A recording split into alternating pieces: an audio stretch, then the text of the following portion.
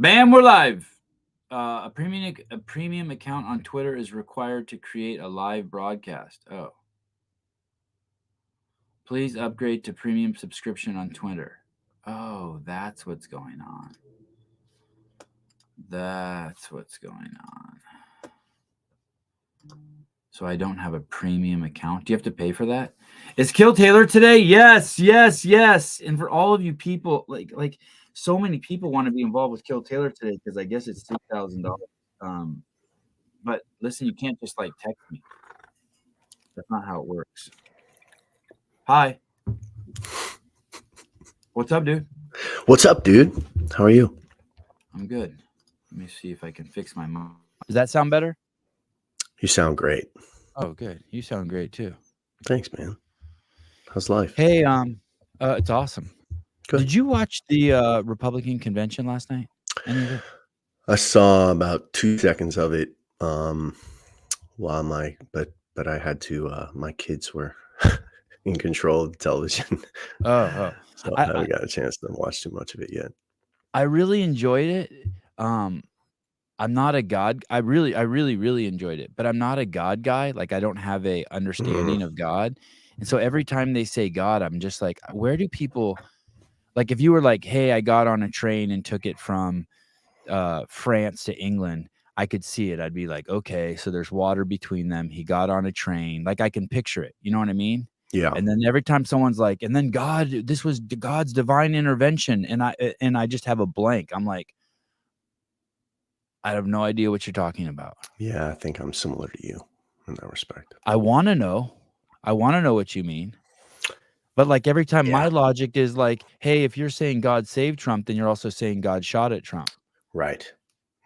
And I'm okay with that too. I just need someone to fucking explain it to me. Yeah. I'm just confused. I like the part about how you want to get rid of crime. I like that. Yeah. I like that part. Sure. I mean, that sounds great. I like that part.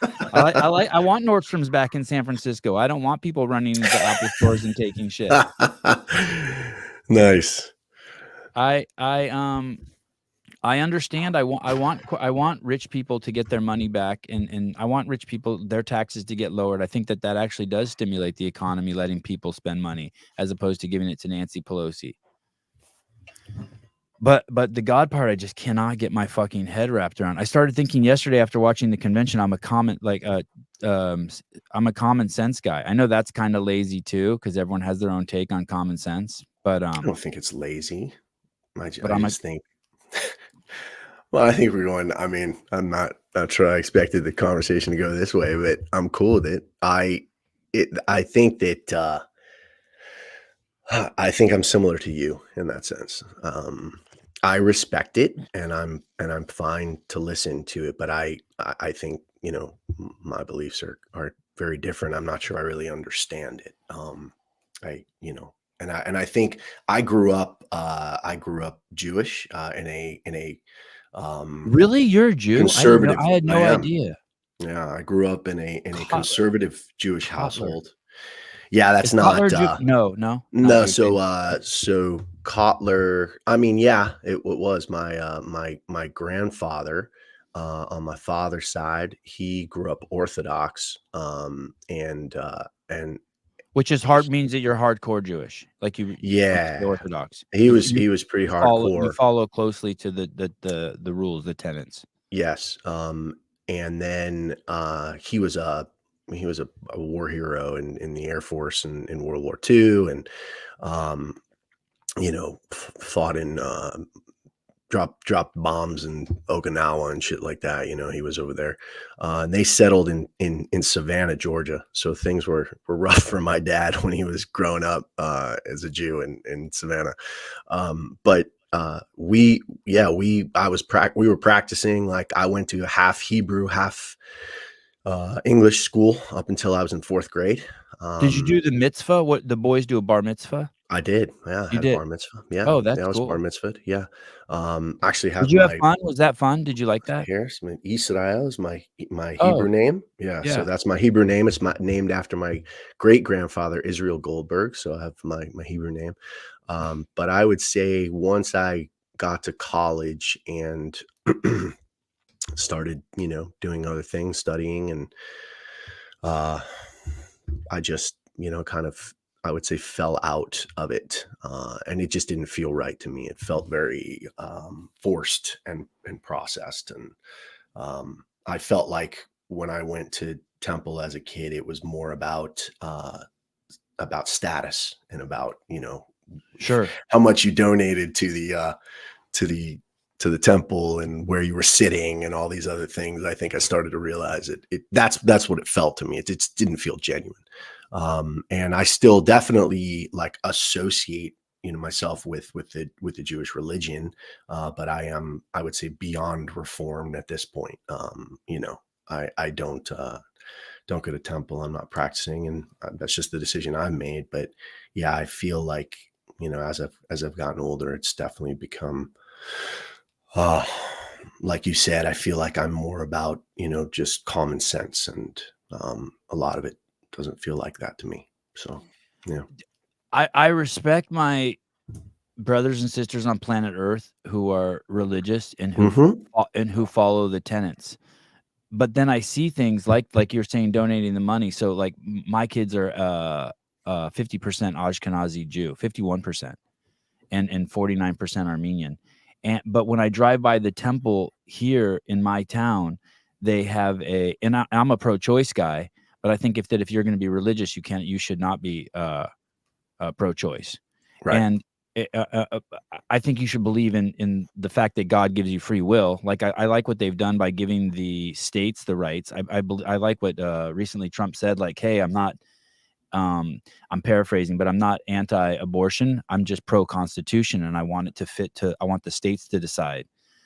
But the temple here has like a pro-abortion sign, and they require vaccines to go there, and they Mm, require masks. And I'm mm, like, that seems like if you want to walk the path, or just like even getting tattoos. I don't even think you're supposed to get like tattoos on your mm-mm. body if you're pro God, if you're like walking the tenets. Yeah, I'm And it just fucked. seems to me like if you're gonna do it, you should really do it. And I think there are rewards to following that, what I would call that operating system. I think there are rewards and peace you can get from following it, but it's weird. It's weird with the I'm sure you've heard this. There's I guess somewhere in the Bible it says God made man in his image, but it seems like man has made man has made God in their image. You know what I Yeah. mean? To suit their Yes. needs. And it's just I think they're missing out. It's like doing CrossFit and not following the diet. You're kind of like missing out on the potency of the and efficacy of the training because you're not eating right. Yeah. Like Yeah. you're I'm missing not. out on the potency and efficacy of what religion truly has to offer because you're not following all the tenets. Yeah. Anyway, I'm really excited for the Democrat convention because I think that one's going to be wild. I mean, They got to pick it. I think they're going to have my wife's like, hey man, I think Biden's stepping down. They're going to have to fucking pick that's the someone. rumor, right? I mean, Yeah, my wife and I were talking about it last night. Seems I mean, like that's the rumor. yeah. In all fairness, it's making for great TV. Yeah, I mean, it is very dramatic, It extremely is dramatic. It so really is. Yeah, dramatic, there's no right? question. Yeah. I just hope no one does anything stupid, like tries to attack us or like senses like you know what I mean? Like we're on the toilet with diarrhea and I don't want someone to ring the doorbell. Yeah. I got 10 more minutes of shitting to do. You know what I mean? I don't want Yeah. anything to happen on the international stage while we're taking a shit. You know what I mean? Like, I'm That's a just like, great analogy. you just wait for us to like, I you know think what I everyone mean? can. I think everyone can relate to that one. Been there Y before. Yeah, you got someone coming over to do something, but you need 10 more minutes on the toilet. You're like, "Hey, Yeah. this is real. Yeah. Can you That just wait? Can you not that's ring the very doorbell?" real, Yeah. especially as we get older. It's as real as it gets. Yeah, it's wild. Nice. Games are coming up. Yeah. Uh, are the games, this is a really abstract question. Are they real to you at 3 weeks out, or are they surreal? Like, does it feel at this point, is it surreal, like, that they're coming? I always wonder for the athletes how anxious they must start Yeah, getting. pretty anxious, I think, Yeah. honestly. I mean, yeah. It's like being It's pretty on real. death row. It's imminent. In 15 days, they're gonna electrocute you Yeah. to death. It's good. You know? Pretty much. Yeah. I think and I think the more workouts come out, the worse it is actually. I always love when we don't get any workouts. Me You too. know, yeah, I don't like it, and I don't, my athletes don't like it either. But um, yeah, I think it's real to them. I think this is an interesting time of the year. I always think that this is that time of the year that you can, as a coach, you can completely fuck up somebody's season. Like this Oh, is let's that talk about time. that. How? Well, because What I you think say to them or how you train them, how or you both? train them. How you Yeah. train them. I just think, everybody's like games training. You try to fit all these things in before the games. And, I think half the field goes in completely overtrained, mentally destroyed. They've just done too much. And, I think that's why you see sometimes, we'll go to the games and you'll see people that you're like expecting to do well, and they're just done. They're done before they even get there. So it's a slippery slope right Oh, now and we've because heard that story. yeah, for sure. Like, like 6 months after the games, they're like, "I had a completely miserable time from the second I got there to the second I left." Yeah, and it'll happen again this year. There's no question. I mean, it happens every year. I think there's that balance of you've got to go hard, but you also, I mean, I think for the elite of the elite, this has been circled on the calendar. I mean, you've been doing things to get ready the whole year. And right now, if you try to fit it all into a 4 to 6 week window, you're going to fall on your face. So you've got to be really smart. You've got to prioritize, I think, recovery, sleep, and health more than anything else right now. And that's why I just find it interesting when people come into this, or coaches come into this, and they've got this 6 week. Now, of course, you can have an outline or a template, but I mean, we're almost day to day right now, depending on how Alex and Ricky feel. I have no issues switching something or pushing something back that I want done. If I know that day they didn't have a good night's sleep, or there's some type of stress going on in the family, or there's something else going on that can, that can create an issue. I think right now you just got to be so in tune with what your athletes are doing. And yes, you got to push them hard, but it's a balance right now. You're, as a coach, what your number one job right now is to get them to the games feeling as healthy as possible and physically invincible.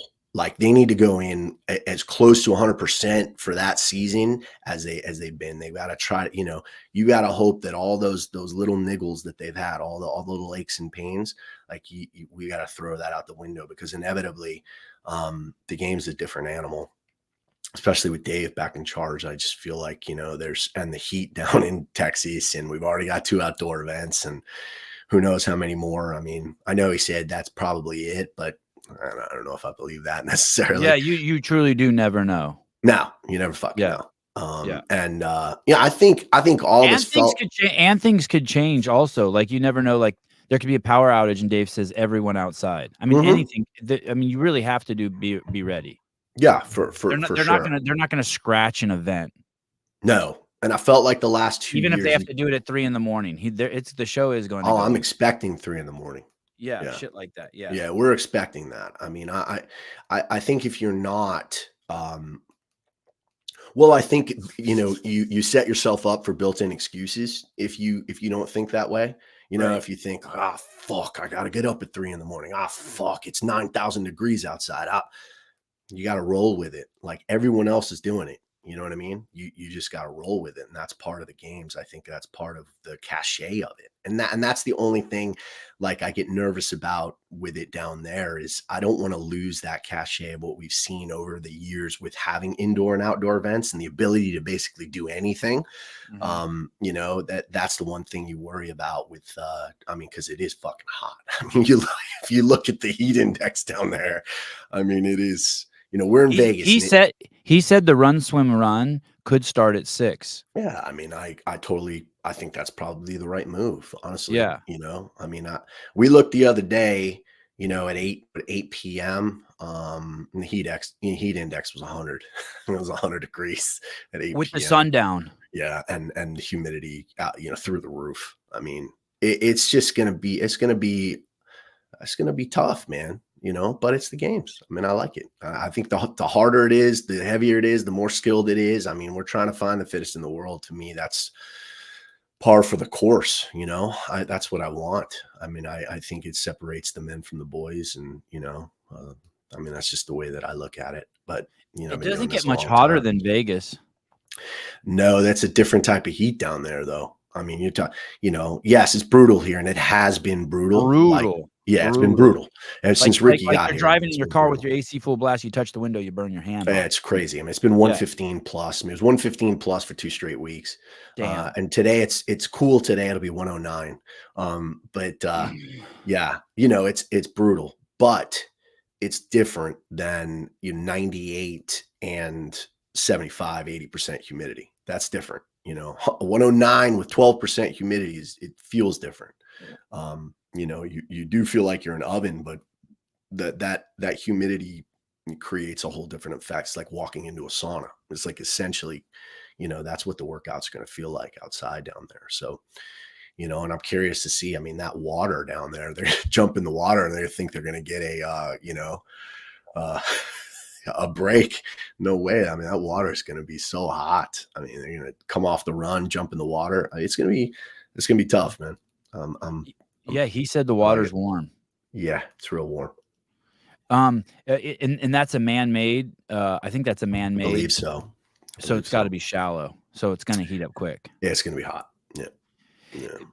Um, uh, the training the training, I don't know if you call it the training camp or the training protocol or the training organization that, you own is called Underdogs with an S Athletics.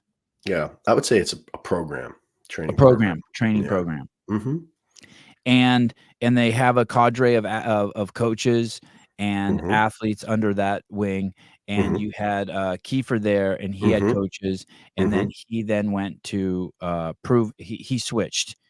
Yes. He's no longer with Underdogs, and he goes over to Proven, Yeah. and, yesterday when I was talking to Ricky, when but he stays there, but he also stays in Las Vegas, Yeah, even he's though still here.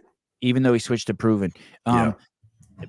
Does that fuck with your program at all? Like, your plans of like, "Hey, we had this organized, and this is how we were gonna do it, and now we're not gonna do it this way because those guys are part of a different training camp?" No, I think the only thing that it switched was how many athletes were going to prep and train together prior to the games, and it changed where we were going to be. Luckily, the gym that we're affiliated with is Camp Rhino. They have 2 locations. One location is in the southeast of Vegas, and the other is northwest. And luckily, the northwest is about 3 to 5 minutes from where Alex lives. And that's her favorite gym. It's where she kind of came up and coached and all those things.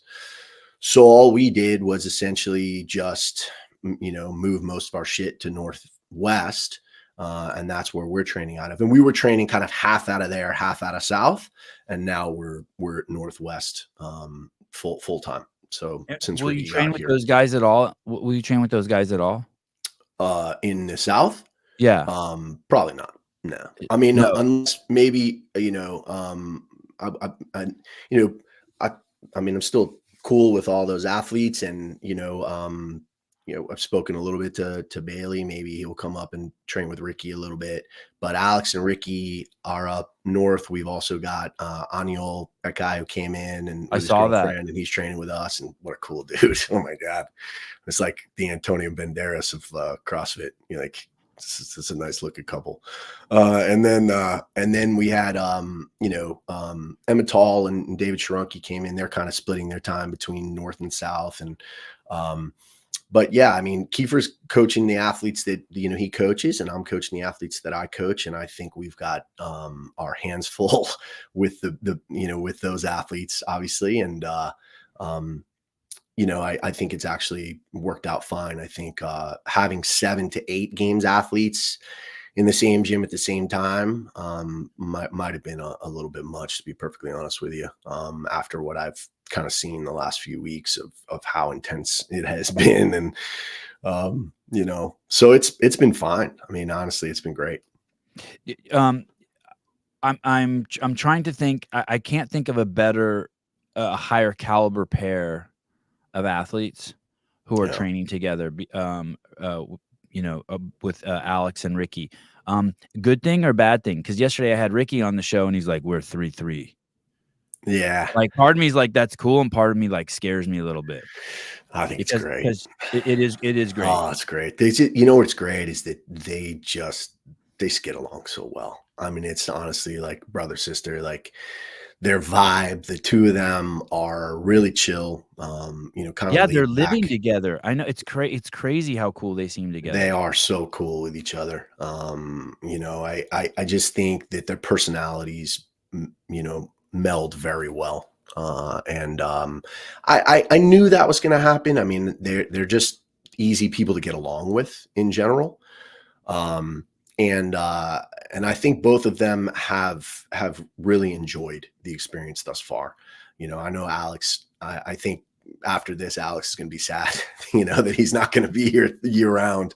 Um, but it's been great so far, and I mean, I also just think, the relationship that I have with those two athletes is so special. It's like family. It's just so easy that it's great. It's been awesome having him here. What's interesting, and this is just from the perspective of the outside, is you worked with Danielle Brandon, who I imagine to have like some of the most intense idiosyncrasies in like eggshell walking of any athlete in the space, Yeah, versus someone like Ricky, yeah, who appears to have the different. least idiosyncrasies and the least eggshell walking in the space. Is he really like that? I mean, Yes, yeah, he is. I mean, there's no other way to like say he it. wouldn't like it, like if he came downstairs from Alex's house and she had a scoop of his protein powder, he wouldn't lose his shit. I mean, people wouldn't even notice. Probably. Let's be honest. Because those are the things, those are real things to those guys. Like, "Hey, you moved my shaker 6 inches to the left," right? I mean, Yeah, that with there's there's athletes out there like that, right? I've yet to see Ricky get upset outside of the sport, like outside of just being pissed off about an event, or because he's fiery, in between the lines. You know what I mean? He's Yeah, yeah, intense. yeah. But outside of it, no, he rolls with the punches. He's so laid back. I'm sometimes too laid back. We say he's on Ricky time. Ricky time there is no time. It's like we're gonna go to the gym at 10 o'clock, and then it's like, where is he? You know what I mean?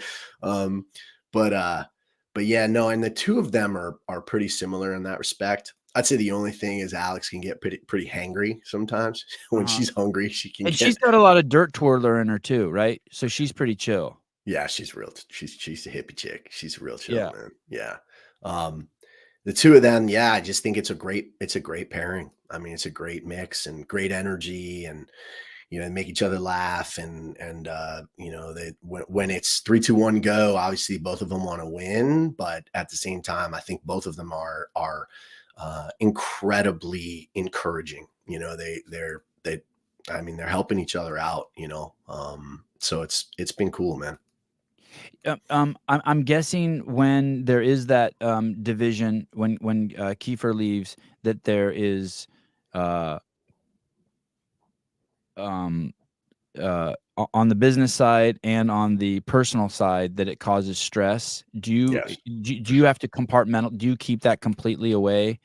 I know you're also very close to your athletes, Yeah. and you're highly emotionally invested. Yes.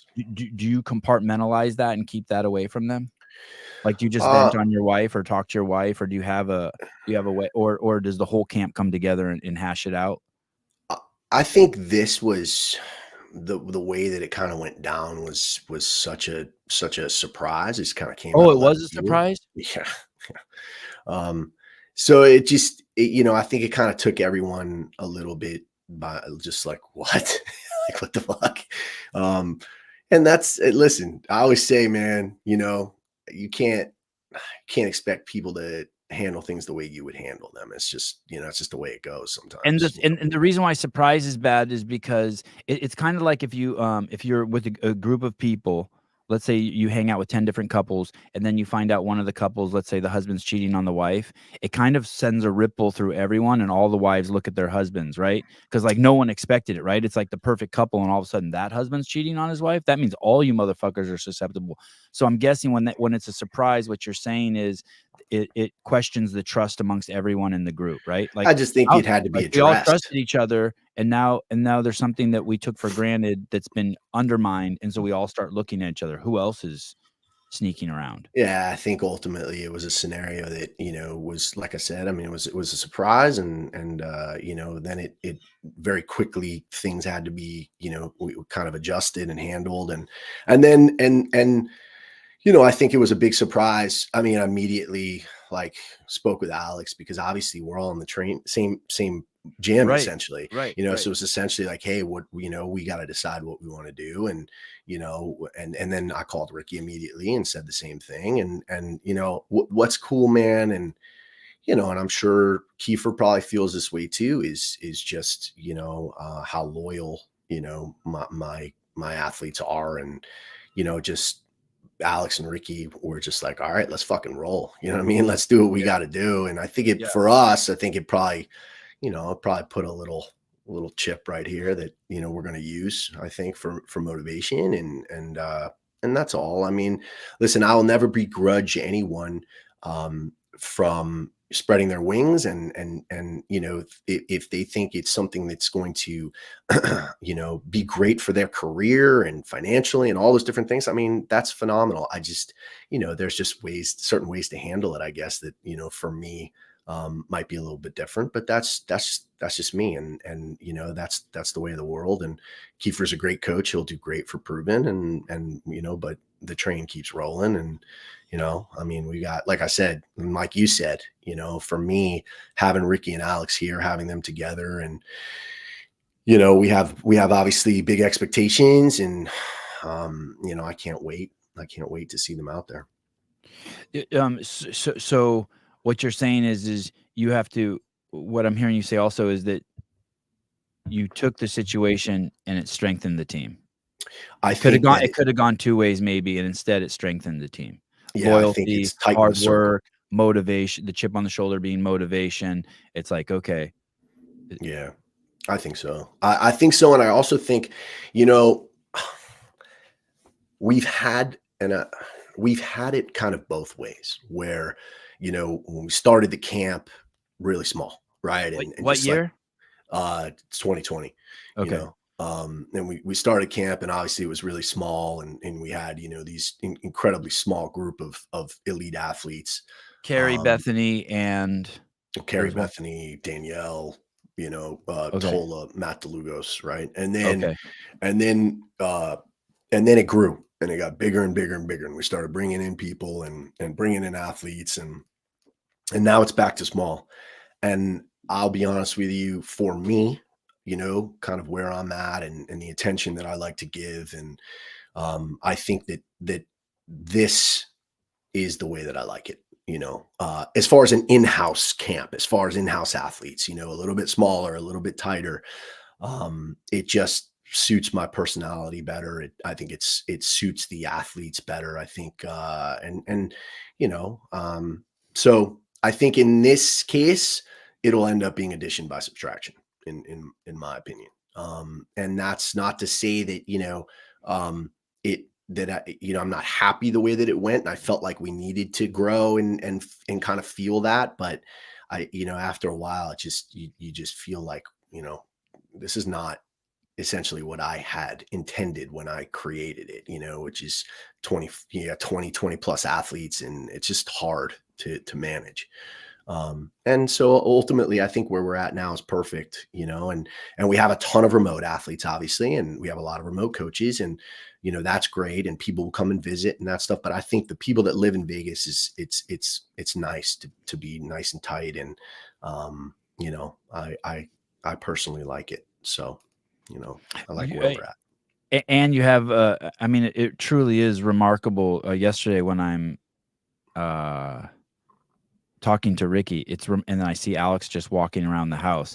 it is kind of crazy to have 2 such powerful human beings in one space. I'm a little, like, awestruck by it. It's like finding a So am I. diamond while you're digging, and then next to it, you find a bigger diamond. I mean, it's pretty they're pretty crazy, creatures, those 2. And people, just unbelievable people, you know? I Yeah. mean, they're incredible. They're yes, obviously, I mean, talent-wise, Do they're you get excited when you remarkable. see them? You show up in Yeah, the gym and you see them, it's like, "Oh my god." it's fucking awesome. You know what I mean? Like, when you go to school in the 3rd grade and your best friend you get to sit next to your best friend. It's kinda like that, I'm guessing. You walk in the gym and there's Alex and Ricky waiting to go. You must be like, "Fuck." Yeah, I mean, It I never just gets old, right? never gets fucking old. No, it's awesome. It's the best part of my job for sure. You know, I just think being able to, help them in whatever capacity that I can, to reach their goals, reach their maximum potential. I mean, the growth that I've seen in both of them, and it was different. I mean, I think, obviously Ricky was coming off of his, suspension, and when we started, I think for him, physically talented, just beyond belief, but obviously after 4 years, you have all those doubts, mentally and emotionally, and can I do this still? And all those different things. And when he first came back, I think we had to fight through that a little bit, and um, just the growth of what I've seen since then. I mean, basically, when we started together, he was just someone who would run through the wall on every single workout from the beginning. And, we actually had to learn, how to pace and how to think, and all those little things. And, I really think that, that started to click for him just before, unfortunately, the games last year when he won Wadapalooza. And it was the first time that I had kind of seen him be able to go through a competition, follow a plan, really stick to the strategies that we had created. And, I obviously am very vocal about my feelings that he would have won the games last year, especially with the programming. And we'll never know, obviously, and I'm biased, and people can be like, I think he'd have won too. I I think think he he'd would have have won won. too. Yeah. And Yep. so and this year, we'll see. Obviously, I think there's 6 or 7 guys that could win this year. So I think we're looking at. Dallin Pepper, man. Oh, he's one of them. Yeah, he's What on my a list. fucking Yeah, he's a freak, stud. dude. Yeah, Dylan's great. Freak. But there's several of them. And good head. Yeah, there's several of Yeah. them out there. Yeah, good head. And then Alex is totally different. Alex was. I mean, when Alex started with us, I mean, she was kind of an afterthought, with the other monsters that we had in here, and and watching her just kind of be like, I'm not sure, I'm just not sure whether she's got what it takes. And then all of a sudden, I just started to see some things that were like, holy shit, like, wow, the growth, and then this trajectory that she was on. And she got so good so fast. I think too fast in a way. I don't think she could emotionally handle how good she was that quickly. And I still think that those are the battles that she deals with the most. Is it's very difficult for an athlete to think of themselves as they are and not think of themselves as they were. That's Mm, very mhm. hard. And that's on both, on both ends. That's, you think of yourself as you were when you were a champion, but maybe you're not that anymore, right? And it's hard to think of yourself that way. But it's also very hard to think of yourself when you're just coming up and you're barely a semis athlete, and now all of a sudden you're a freaking stud. You still, those doubts still creep in of like, man, do I really belong here? Like, do I deserve to be this good and people talking about me and all these other things?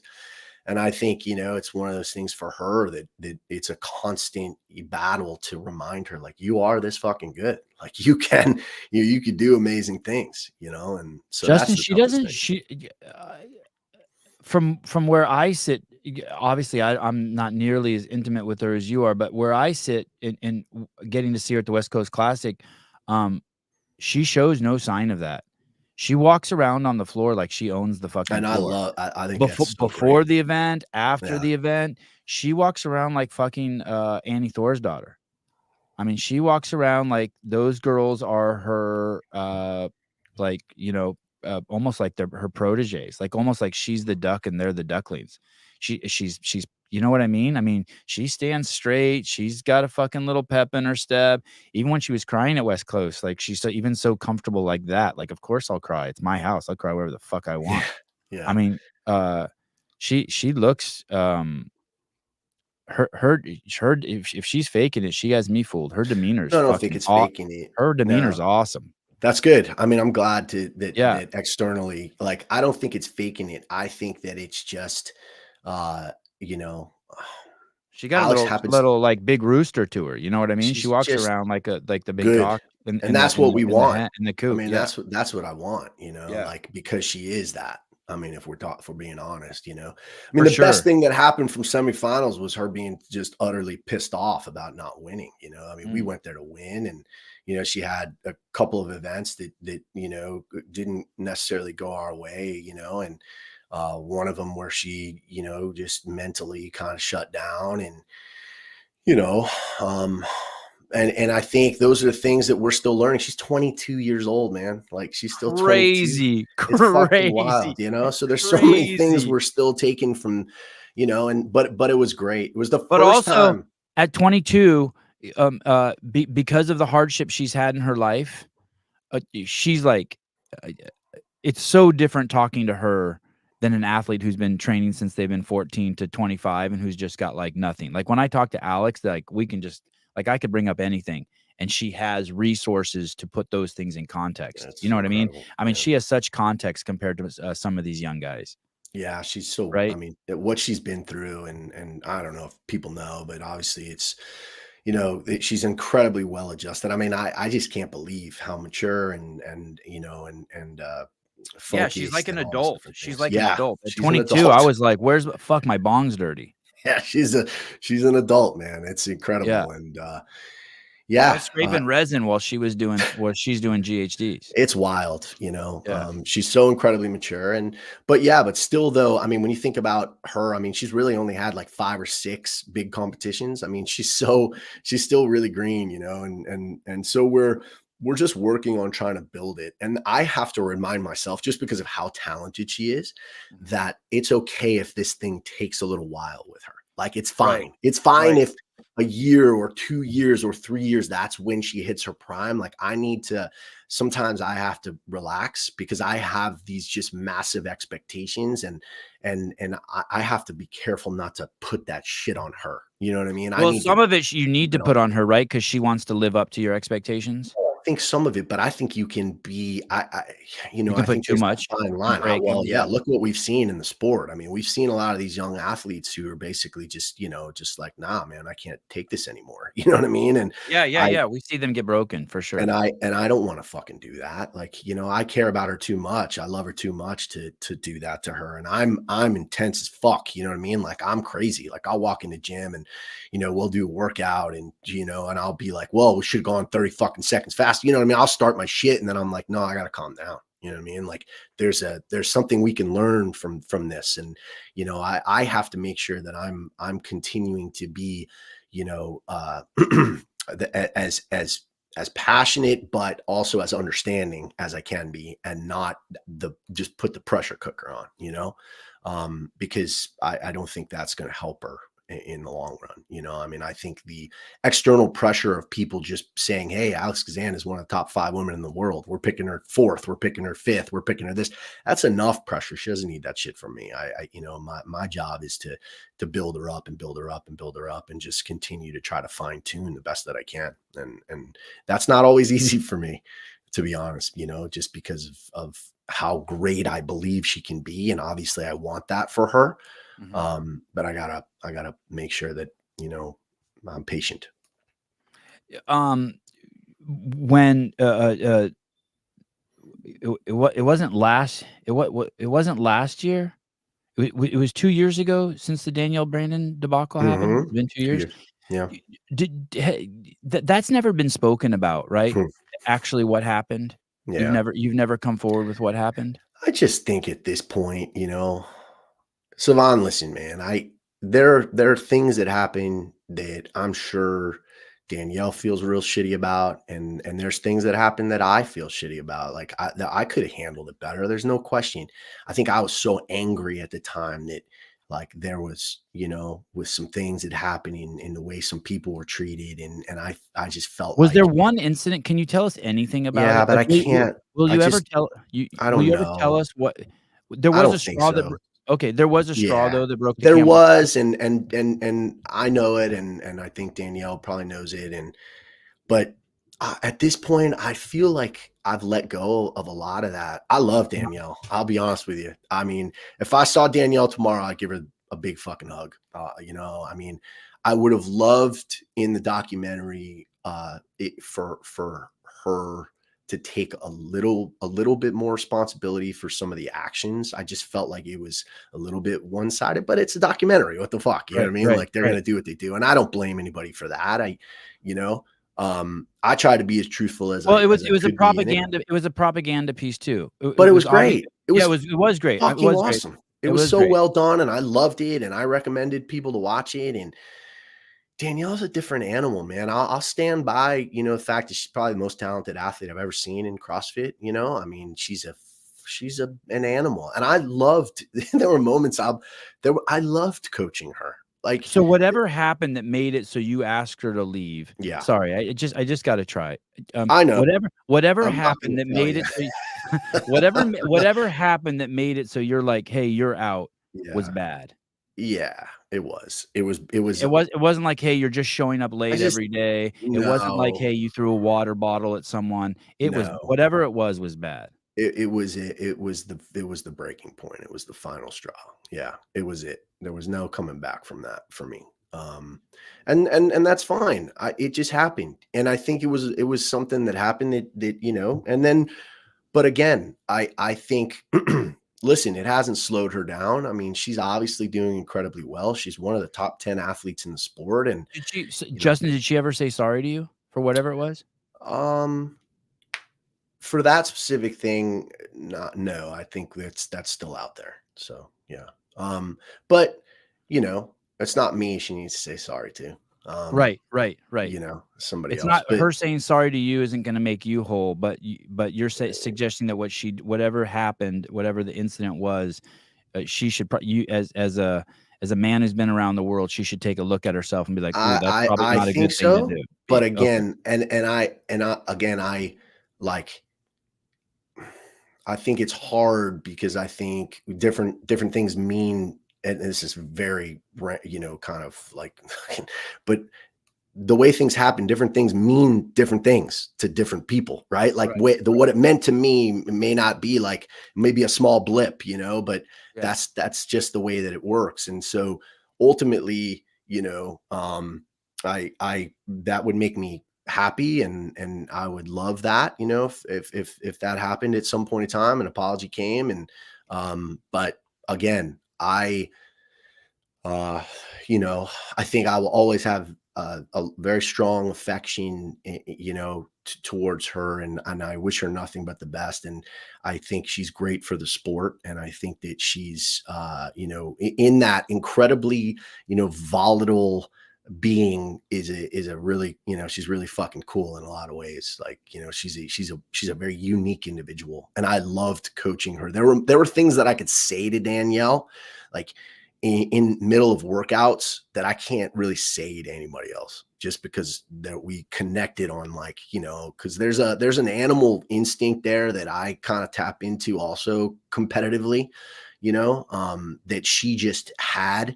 And there were moments like during workouts or different things that, there's stuff that I could say as a coach to be able to motivate her that just doesn't necessarily work with other people, because we just connected on that level. And I think she felt that too. And I think there's probably a lot of regret on both sides, because obviously I felt like when we started together that I was going to coach her for her career. So that, that's Yeah, obviously, yeah. that's tough. Do you think that about every athlete? Um, Like, is that just the default for you? You I'd all like all to in think that. all in, and if you get emotionally hurt, fuck it, who cares? Yeah, Like, I it think doesn't. they kind of have to be. I mean, Yeah, if an athlete trusts you enough to put their career in your hands, I mean, that's the thing they hold the most dear. Like, if they trust you, you immediately, there's immediately like a connection, like a love there, that you're like, well, you trusted me with this, and I got to be all in. If I'm not all in, then I'm doing you a disservice. You're all fucking in. If you're not all in, then then I don't want to do this. And when you can tell they're all in, it's impossible not to be. It's not a business relationship for me. And so I think in a lot of ways, I kind of wear that on my sleeve, and sometimes I get burned, and that's just the way it is. You know what I mean? Yeah, I think it's always important to love with all your heart and just take the fucking emotional pain. Fuck it, who cares? Like, just Yeah, deal with it. I agree. A 3-year-old pees on the toilet seat, and it's what a 3-year-old boy does. A Mhm. grown man pees on a toilet seat and doesn't wipe it up. He's a fucking douchebag. And and so that's the metaphor I use for like kind of like what I'm hearing. Whatever happened there, there's some components to Danielle that are like a 3-year-old boy, but she's not a 3-year-old boy. She's a grown ass woman, Yeah. and it's not cool. I know you want this part of the interview to end, but it's No, not. I'm fine. Okay. Um, uh, so what I'm hearing you say is that you don't want to talk about it, be also because you don't want to hurt her. Is that 100%. is A that is that thousand so percent. you're protecting her? I think, yeah, because I know it wasn't her best moment, and then I think it wasn't my best moment the way that I responded to it, to be honest. You Okay. know what I mean? I could have handled it better, but I just, it's But you're not, not protecting yourself is what I'm hearing. Like you're I, not you feel and you think that it would be maybe malicious if you told the story. yeah, I just think especially 2 years after, and Right. like, she's, I think, established Damn, I herself should have asked you about it like and 3 days changed after. Fuck. she's changed. Yeah, I mean, I don't think, I just don't think it's relevant anymore. You know what I Yeah, mean? And okay. I also think, like, I don't want to do And that. maybe she's grown out of it, and it would be bad Uh, to drag her And to back be in. honest with you, Savan, like, Yeah.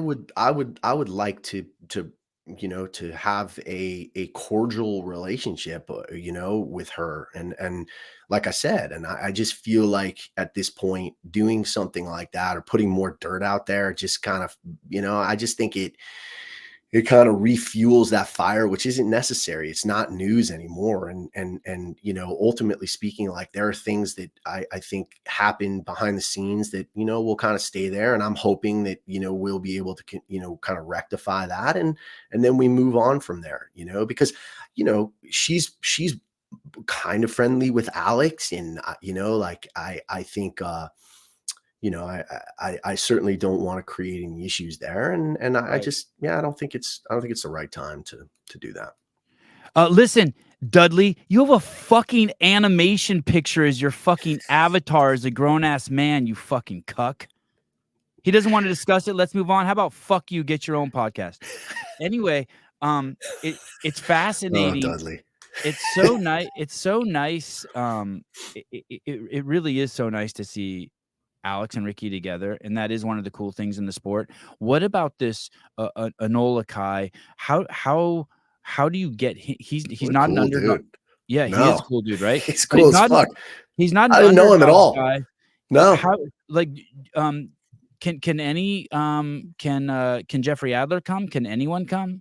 Like can I Justin don't know if Gutierrez come? Jeff and I don't know if if Jeff and Ricky training for the games would Yeah. work very Yeah. well. So tell me how do you how do you how does someone come in?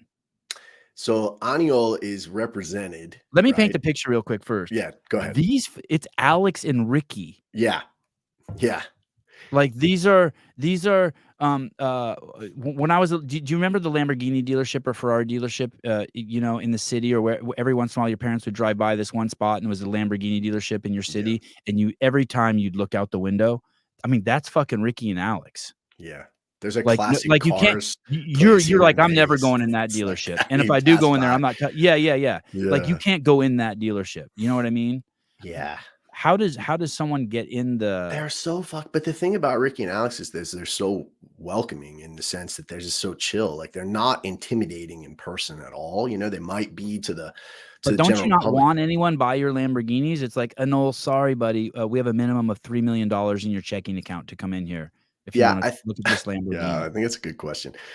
So they Aniol's represented by Bachland, right? Like Snorri's group, and Okay. so Snorri and Lucille, they represent, Ricky, Alex. Well, they also manage Aniol, and so they asked, and he wanted to come, and to be honest with you, I didn't know much about him, but Man, he's been fucking awesome. He just Who do rolled. they He's just ask? like, Who do they ask, Justin? Does they somebody asked reach me. out to you? Just 2 Yeah. bald guys talking on the phone in the middle of the Well, night? yeah, and Lucille and Lucille did. She Yeah. has hair? Yeah, she has hair. Yeah, yeah, she has hair. And Lucille was just like, hey, and Anio wanted to come and kind of get acclimated for the games in Vegas. Obviously, it's hot as fuck here, and so I thought it would be a good idea. And we were like, yeah, sure. I mean, as long as you don't mind, like, I'm not going to program for you. Like, they're doing what they're doing. You can come in. He's got his coaches over there, and he was like, nah, I want to come in and just fucking do what you guys do. I just want to jump in. It's like, okay. And man, I don't know, he's fucking cool, bro. He's just cool. He He just is? rolls with it. Yeah, Yeah, dude. you smile every time you say his name. You like him. Yeah, I just think there's some people that have great energy. He just came in, he and his girlfriend, I mean, she's a weightlifter and they came here and they're just cool. I mean, that's all there is to it. I think you can get some people where they come and you can tell they want to do their thing, and that's fine. And, like, that's totally fine also. But yeah, he's just cool. Like, just a cool guy. And when you say you're not gonna do, programming for him, from talking with Ricky yesterday, it sounds like he just jumps in on shit. Yep. Yeah. He just said, hey, I just want to be immersed in what these guys are doing. I think he recognizes, obviously, like the how good they are, and it's just kind of happy to be here. And that's not to say he doesn't want to go to the games and do well, obviously, but I think that he understands there's levels to this, you know what I mean? And he's trying to get to that level. And so I think ultimately he came here with a completely kind of open mind and was just like, hey, like, let me just somebody just hang on their hips a little bit and see what I could do and have some fun. And yeah, I think he gets along great with them. He's been super cool since he's been here. There's no added stress there. And that's really the most important thing to me, because, if somebody came here and I could tell that it was fucking up the vibe, I would very quickly be like, nah, no. Oh, you would? So you would, even if he came all the way out there, you'd be like, sorry, dude. Well, I mean, he could work out in the gym, but it just wouldn't work together. You know what I mean? Right. And that's Right. fine. But yeah, no, at this point in time, no, I'm not looking to throw a monkey wrench into this thing at all. I mean, like you said, we got 2 thoroughbreds. We're not trying to sprain an ankle, So Deja and Tendu, Sevan doesn't like Anol because he only does missionary. I'm not an anal guy at all. I do like Anol Kai. He's been on the show. I really like him. I'm gonna have him back on. But I used to call him anal before I met him, and I have an aversion to the Cheerio. I just don't. I don't think the butt should be touched. Like, the hole in the butt should be messed with. Enrique Noriega, Justin's doing what a man of integrity would do. Do not do about not making comments about Danielle Brandon. Justin is a class act for not spooing. I'm not sure if you're using the word spooing correctly. And Justin has kids. He definitely spoos. Oh boy. But I have to straighten out the vernacular and semantics are very important if we're going to all get along. We have to communicate at a high level. Graciano Rubio, strongest man in the chat. I want to be immersed in Vegas too. I love his shit, man. He's unbelievable. Yeah, what a great dude. Fucking A. Awesome. Justin, are there any people in the gym that we don't know about who are in your gym who you're like, oh man, wait till the world gets a feast of this person? You have young people in there who it's interesting. Like, oh man, I don't know if I should even talk about it. So yeah, is there one? A boy? She's or not a girl? she's not in the gym yet. She's not in the gym. She lives in New Zealand. I had a girl. So here's the deal. About a month ago, I get I would say handwritten note. Nobody writes handwritten fucking letters anymore, but it was a handwritten email. Right? I got an email. I got an email. Yeah, from a girl, 13 years old. 13-year-old from New Zealand. Hi, my name is Talia Vosaki. I'll be competing this year. Polish girl living in New Zealand? No, Talia Vosaki. She's Fijian. She's of Fijian descent. Okay. And she sent me this note about how much she loves Underdogs, how much she loves CrossFit. She competed in Wadapalooza this last year. She, competed it down under. She's yet to be able to compete in the game season because she's only, she was only 12 and now she's 13, and she's looking, she wants to join Underdogs. She wants a coach, blah, blah, blah, blah, blah. And I started watching her IG videos and a few other things. She's got a 225-pound clean and jerk, 185-pound snatch, 310-pound back squat, 15 unbroken bar muscle ups, can walk on her hands, can do this, can do that. And I mean, that's kind of like the thing where you're just like, what the fuck? You know Yeah, what I mean? wow, Yeah. yeah. And so I started doing a little bit of homework. I started asking around a little bit, and then I got on a call with her and her parents, her family, and Smart. yeah, obviously. So all 3 get all your parents on. All the parents. Yeah. So we got on with her and her parents, and we just fucking talked. Like, we had a couple of Zoom calls, like an hour a piece. She talked about, what she's been doing, what she wants to do, all these different things. And like how excited she is about the sport, and, how obviously people have been trying to get her into weightlifting, but she doesn't want to do that. She wants to do CrossFit, and, she wants to, and just this like unbelievably positive, incredible energy from her and her parents. And her parents just want to support her, and all these other things. And I obviously have have a young daughter who's an incredible athlete. I mean, she's younger, 7. Yeah, Hiller said he saw her do press to handstand. I'm like, my son can do that. He goes, but dude, she came back down and went back up. I'm like, nope, my son can't do that. She's amazing, bro. Yeah. So so anyway, we put her through some testing, and I mean, she's just absolutely remarkable.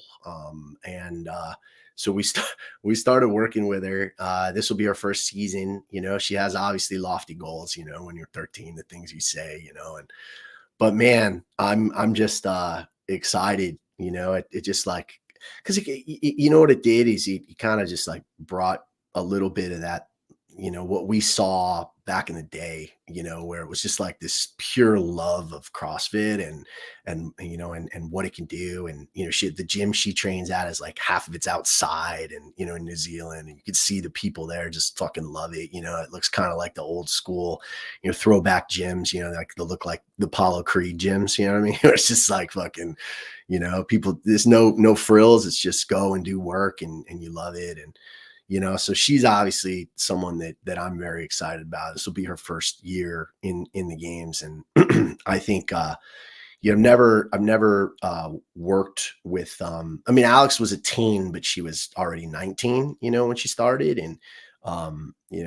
I've worked with athletes obviously who are in their early 20s, but this is kind of the youngest. So I don't know, I'm excited about it. Like that to me is very exciting to be able to help, mold someone. And also, again, I think I feel immensely huge responsibility to make sure she understands, like, if this is what you want to do, we've got to prepare for the long game, like, and not put a lot of pressure, because I just feel like it's, we've seen what's happened with a lot of the great teen athletes who essentially get burnt out.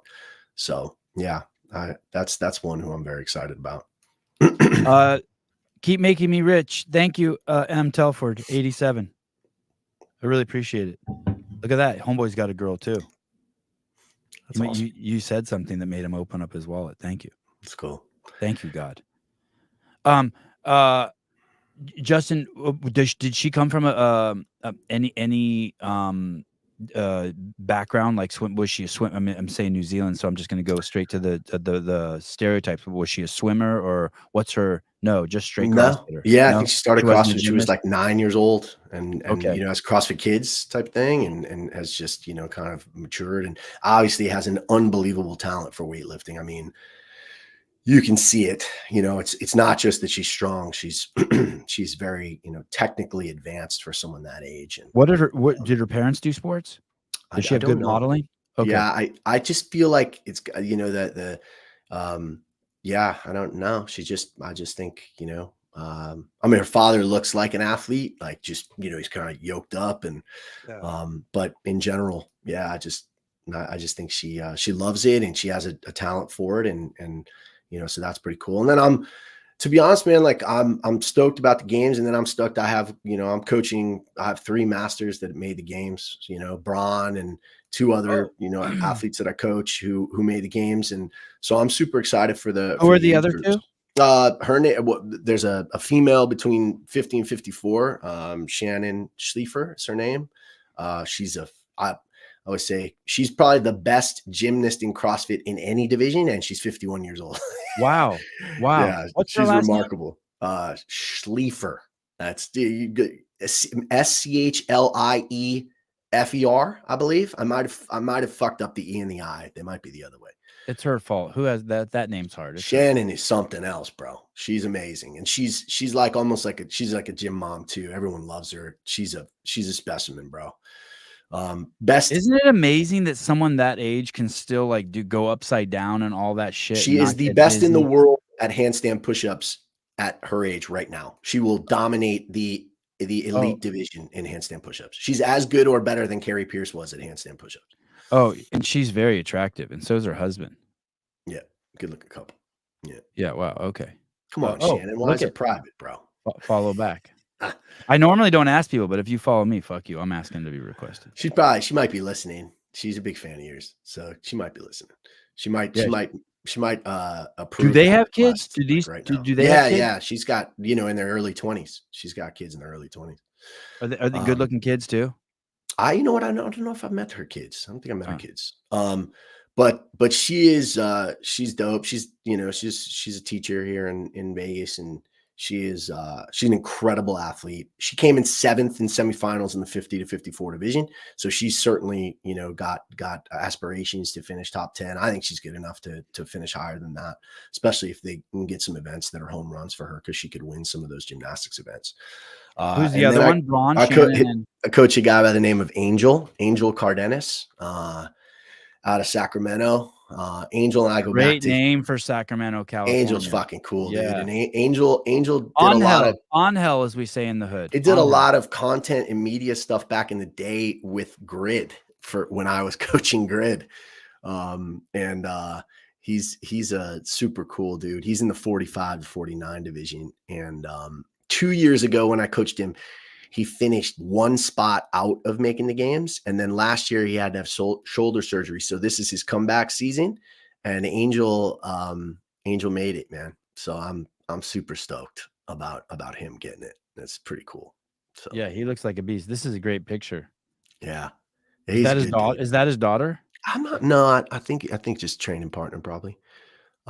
He's got young kids, but yeah, he's a good dude, man. He's a guy on the left. I love this picture. Yeah. Angel's great. Angel's great. That's the same outfit my kids wear every day. We have like 200 wife beaters in the house. But yeah. So I'm stoked for those three, and obviously Braun is cool.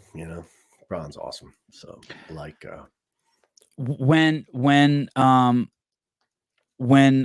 I come on this podcast with you, and I know how it works. I asked you all those questions about Danielle Brandon. You're handling them tactfully. I know someone in the comments, 100% in the YouTube comments, is going to say something like, "It happens all the time." Like if I ask Haley Adams, "Do you have a boyfriend?" Someone's like, "You pervert." You know what I mean? Like there's just general. And so when I ask you about Danielle, someone's going to say, someone got uncomfortable because of how hard I pressed you, and someone in the comments is going to say, "You asshole," or "God, I hate Sevon," or "How come he doesn't get nuance?" Someone's going to say that, bro. 100%. Yeah. Where I'm going to go with this is back to the 13-year-old girl. And what Dudley said is totally fair. Like I do everything that I do publicly, I am completely aware that I'm on my knees begging to be judged. That is the foundation of posting. If you go on the internet, if you have an iPhone, you are begging the world to judge you. And for some reason, people have trouble accepting both sides of judgments. The good judgments only work. "Oh my God, I love you, Cotler. When your wife's out of town, call me. I'm going to come over and suck your dick." Like that's not how they all work.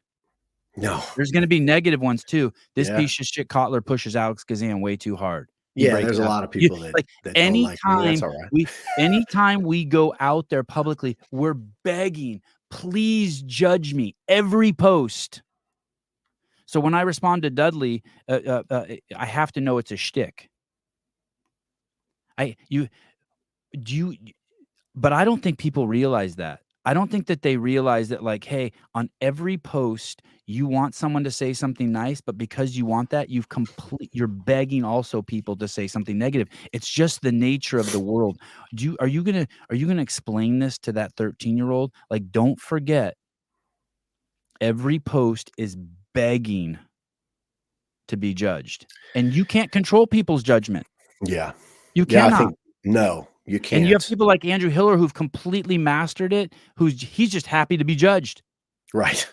Like, he's like an alchemist, positive and negative doesn't matter to him. He just takes them in and fuddles them into, like, everything that comes down either conveyor belt, he turns to gold. Well, I think I've got two of the most judged athletes in the world right now. You know, Between Alex and Ricky, correct. I mean, for everyone sure, thinks Alex is on drugs. Everyone, and no, Ricky. you know, and well, that's that. So everyone thinks Alex is juicing because she's. I mean, look at her, and A then freak, yeah. obviously, I mean, you know, her strength numbers are bananas, right? And I always laugh, and I always say to people, if Alex was juicing, no one would win an event. Like, she would win. Right. She would win everything. Right. You know, and then with Ricky, you know, there's always going to be those people that don't ever forgive him. You know what I mean? So you're talking about two incredibly polarizing athletes, you know. And I think that those athletes are great for an athlete like Talia, like a 13-year-old, as examples of how you handle it, you know, because those two, they just let that shit roll off, you know. They understand it's going to be there. They understand that there's going to It be people. has to be It there. has It to, has to of be there. course. Yeah, of course. You know, They um, killed Jesus. People hated Bob Marley. right. Yeah. Like, what the fuck? How do you hate Bob Marley? Yeah. And I think if you get too caught up in that stuff, and I'll be honest with you, man, like for a while, I took the Ricky stuff really personally. Mm. Like when too personally, you know, Morning Chalk Up or someone else would make a post. And then all of a sudden, you know, people would start with the syringes, right? They would just make the syringe comment. And I would get fucking mad and I would comment and I would go after people. And then eventually, like, you know, I just said, what am I doing? Like, this is, I can't, I'm gonna drive myself fucking crazy. You know, you just can't do it. You can't take it personally. You can't be overprotective because you'll never stop. There's always going to be, and I think, you know, there's a lot of people there who that's what they want. They want to rally you up. They want to, you know, they want to get a response, you know, and that's fine. And I swear to God, it's as natural as breathing. Yeah. Meaning, if you can't handle judgment, like by that, I mean, we're all going to be sitting around judging each other. That's what we do. And if you put yourself out there, you're going to be judged. That's like being a human being and not accepting the fact that you need oxygen. Agreed. And someone needs to explain that to everyone that's on social media. You are begging to be judged, but for some reason you're only willing to accept the positive compliments. Like, what the fuck? Yeah. And I mean, listen, I know I'm not going to be liked by everybody, and that's just the deal. You know, half the time, you know, and some of those death buys, right? Like, you'll see the comments that are just like, that fucking Cotler, like, can't stand that fucking guy. So, well, I didn't really do anything to you, but okay. I mean, if that's the way you feel, like, what, you know, it is what it is. I can't, you know, I can't get upset about that. If some of us are in I'm going to say the public eye. I mean, we're in the CrossFit public eye, but I mean, you know, it's going to be what it's going to be. Some people are going to like you. Some people aren't. Some people are going to say nice things. Some people are going to say mean shit. And hey, you just go about your day. What are you going to do? You ever wonder how, like how do Joe and Donald take it? I wonder that. How do they fucking take it? The shit people say about them and their families. It must be crazy, right? I just think on a any level of that fame, you know, or infamy, whatever you want to say it is, right? You know, I just can't even. I mean, I can't grasp it. You know, like half the planet says your name every day. It's unbelievable. You know? Yeah, your name. Yeah, like I can't think of a day in the last year where I didn't say Joe Biden or Donald Trump. Right, and I think that there are more people like that, obviously, celebrity wise, that we see, you know, all the time. That, I mean, I just can't, on that scale, I can't even imagine. No, it's got to be, you know, like basically everyone in this sport has been accused of juicing. Yeah. Everyone in every sport has been accused of juicing. Yeah. So Yeah. if you don't wanna be accused of juicing, then you probably shouldn't play sports. You should probably, No. do Twitch, And I think, I still video think games. people get upset about it, and it's wild Sure. to me. It's like, how can you are you gonna get upset about it? It's almost a compliment. Right, right. You know? I mean, that's the way Alex is funny, man. She sees people who say she's juicing. She's like, "Oh, thanks." Like, that means I'm obviously am doing impressive shit, So thanks a lot. Appreciate Yeah, that. and I think that's what you have to do. I have to. That's what Hiller does too. And I learned so much from him in regards to that. Just lean into it. He was just out here. You know that? Yeah. Yeah, how was that? I thought it was great. Thought I thought he got along well with the crew and thought we had a good time. Yeah.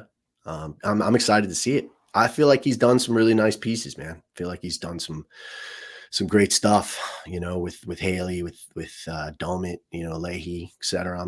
We were stoked to have him here. I'm curious to see, the finished product. I know he got a lot of good stuff. I just had to keep him out of casinos. He's He like gambling.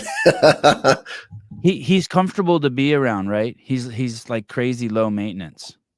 My daughter really took a liking to him. I think she was showing off with the camera, bro. My kids love him. When he Yeah. comes in the house, they just attack him. She was pissed at me, God, that she didn't get to say goodbye. My Oh, that's 7-year-old. awesome. Yeah, because we went to the track. He the came. night- He. By the way, he told me that he didn't. The only thing he reported to me about the trip was he's like, dude, Cotler's daughter, dude. I'm telling you, freak. And he said she assimilates with the athletes well.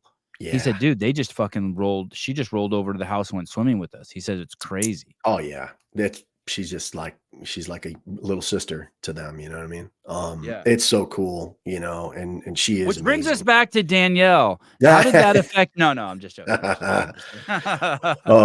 But yeah, no, it was great, but yeah, she was annoyed with me because we went to the track the last night and there was like this big it was cool as shit. I'm sure the footage is gonna be amazing. It was this massive like lightning thunderstorm and Ricky and Alex were running around the track. It's downpouring and there's lightning in the background. And of course, me being the irresponsible parent had like the kids out there for a little while. And then I was like, you know what, if something happens, my wife's going to fucking kill me. So then I grabbed them and like, we went into the shelter. And she was so mad at me because I wouldn't let her run with Ricky and Alex, my 7-year-old. Wow. And then like, we just ran to the car and then, Hiller left that night. So we didn't get a chance to say goodbye. And so when she was like, is the guy with the camera going to be there tomorrow? And I was like, no, he left. She was like, I didn't even get to say goodbye. I was like, hopefully he'll come back. I was like, it's all right, so it was funny, man. Yeah, she liked him. Andrew, Justin, when they're running around the track, what does she do? Does she wait? Does she post up and like sprint 100 with them and then wait for them to come back around? Like, do you do stuff like that? Yeah, it was funny. They were doing some sprints, so they gave her a little bit of a head start, and then they would try to catch her. So they were running. Man, it was fun. It was fun to watch. Like they were trying for sure. Yeah, that's awesome. What a great experience for your kid. When they do, so she's probably better on her hands than both of them. So she's an incredible gymnast. So but they'll do like a lot of the handstand stuff together, if they're doing handstand hold competitions or they're doing the ramp and stuff like that, she'll do that. Just for fun. And she puts them through some ab circuits that they can't do, that she does at her elite gymnastics school. Yeah, that's awesome. That are pretty tough. And then she talks shit when they can't do it. It's hilarious. Oh yeah. Yeah. It's funny. She's the most competitive person in the gym without question. Damn. Yeah. Hey, would you I know this is a fucked up way to word it, but would you let your kid do professional CrossFit? Sure. That's what she You wanted. would. Mm-hmm. Yeah. You'd let her try to go to the games? She's obsessed with gymnastics right now. And at 7, and she's also an incredible rock climber. So those are the two things kind of she's focused on right now. But the gymnastics sets the base for so many things. Mm-hmm. And obviously as she gets older, she's grown up in the gym. She grew up when I was coaching Carrie. She was right there and super tight with Carrie. And, through the years, she's been there with all these incredibly strong women. And her mom is an incredibly strong woman who does CrossFit. And, she's seen her, be able to do amazing things. And so, I don't think there's any question. She has a knack for it if she wanted to go that route. But we don't need to obviously make that decision right now, but yes, if that's what she wanted to do, and hopefully there's still a thriving sport by the time that she's, would want to do it. That's certainly something that I would be into for sure. Hey, dude, can't wait to see you in 3 weeks. You the man. Yeah. Are you coming? I am coming. Fucking Yes. A. Good. Yeah. I know the last time we spoke, you weren't sure. Yeah. I think things are going well with me and the loving Miss Jenna Haka over there, the CMO over at CrossFit, and with Chris Madigan. And so awesome. Yes, I minding my P's and Q's. Good. Well, cool. We'll all be excited. Or at least I think I am. Yeah. I'm doing my best. My best. Yeah, dude. Then I'm stoked. I'm stoked to see you. Yeah, I'll see you guys. I'm hoping to get a lot of time with Ricky and Alex there. The whole behind the scenes is who my favorites are, and I can't wait to hang with them. Yeah. Awesome. I'm sure they feel the same. Thanks for having me on, bud. All right, brother. Anytime. Thank you. Of course. Justin Cotler, Underdogs Athletics. All right. Very cool. Clydesdale Media, Mr. Schweitzer. I contend no other coach takes things personally like Justin does with his athletes. Why he is a legend. Emotional powerhouse, right? He's a cool dude. Talk about an easy guest. Fuck, I might have to make room on the Mount Rushmore of easy guests and put him on there next to Josh Bridges. Let me see what's going on with Kill Taylor.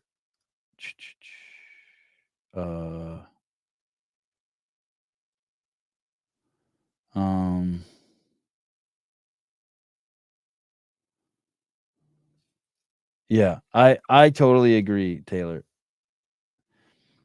Listen, so for anyone who's listening who wants to try to win the $3,000 today, you're gonna text this number. Like you can't you have to figure out how the show works. You can't like just text me. Let me see if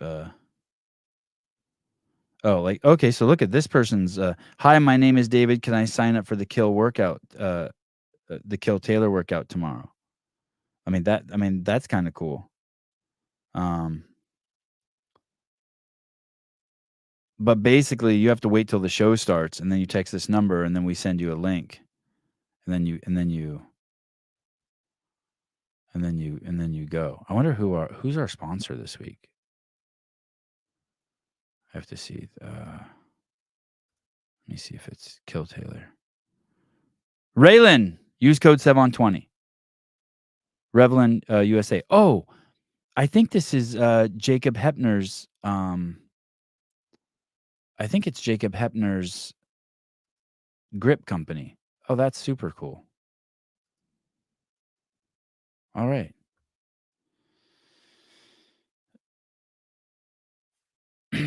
Pat was a big talker for this one, saying he would win a swim workout. Pat, who? No one's going to. No, it's going to be 3,500 next week. I'm telling you, this is. I think I now know the workout. Is it public? It's like world-class pain cave shit. Let me see if it's up yet. Sevon podcast. Is that the Instagram? The fake Sevon? Oh, the real. Oh, okay, yeah, here it is. Oh no, oh shit, the workout's not even up yet. Oh, let me see what's going on. I'll call I don't even know who's in charge. I think that's I think Will Brandstetter is in charge of Kill Taylor. Let me see.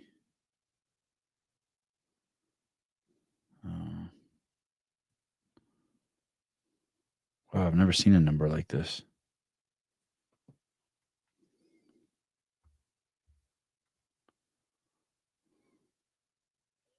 Hey. When do we release the workout? Hello? Hey, Will, sorry to bother you. When do we release the workout? In an hour and a half. Oh, so 30 minutes before. Yeah. But we have released that you need a pool and no equipment. Right. Okay. Yep. And it's crazy. No, it's crazy. Do you know the workout already? Yeah. It's atrocious, right? It's horrible. Okay, that's what I thought. Okay, thanks, dude. Yeah. You're the man. No problem. Okay, right, bye. Yeah, I don't know exactly what it is, but I somewhere they were talking about it, and it's just let Taylor do it and let it go to 3,500. You do not want to do this. I'm telling you, this is yeah, you don't want to do this. Release the workout now. You gays. Well, we do have the Gay Seb on podcast Instagram account where everything is released early. We have the what's it called? The what's that pyramid called of someone help me. Not the what's the pyramid called of like the people who get the most DEI love and the least DEI love? It's the hierarchy, yes, hierarchy of the victim hierarchy pyramid or something. There's like a victim hierarchy pyramid. And we have different Instagram accounts where we release the workout earlier based on where you are on the hierarchy. So, Jeremy, we have a black one for you, but you're not really that high on the totem pole. Sorry, buddy. You would have to, yeah. Oh, intersectionality hierarchy. Oh, hierarchy of needs. No, progressive stack. It's some hierarchy of, I don't know what it's called, but there's something. You know what I mean? Like you add points. You guys have seen it before. Yeah, Judy, you are at the bottom. You don't get shit. Fuck the Asians. You guys are making twice the average income of white people in the country. What do you want? What do you want? What do you want? What are you gonna do? Olivia, did you see the latest Kill Tony with Trump and Biden? No. I saw it had 6 million views and I'm fucking hating it because I'm so envious. I'm such a fucking baby. I need to watch it though. I need to watch it. Yeah. So, yeah, a woman's in there. It's like, what is that called? What the fuck is that called?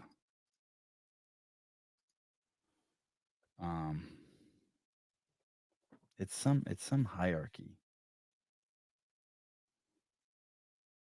It's like the DEI hierarchy, and you add points. Games Coffee Fund. Thank you, Kevin. That's cool. That's really cool, dude. Thank you. I'm gonna drink a lot of coffee there. So normally when I do the behind the scenes, I wake up every morning and I go down to the parking lot at the hotel, and it will be me and the owner of CrossFit Roots, Nicole Christensen, and Dave, and we'll meet in the parking lot. And it's pretty early. It's like anywhere between 4 and 5 a.m. And I haven't got clearance for that yet. A matter of fact, the credentials I've got show that I don't get to do that.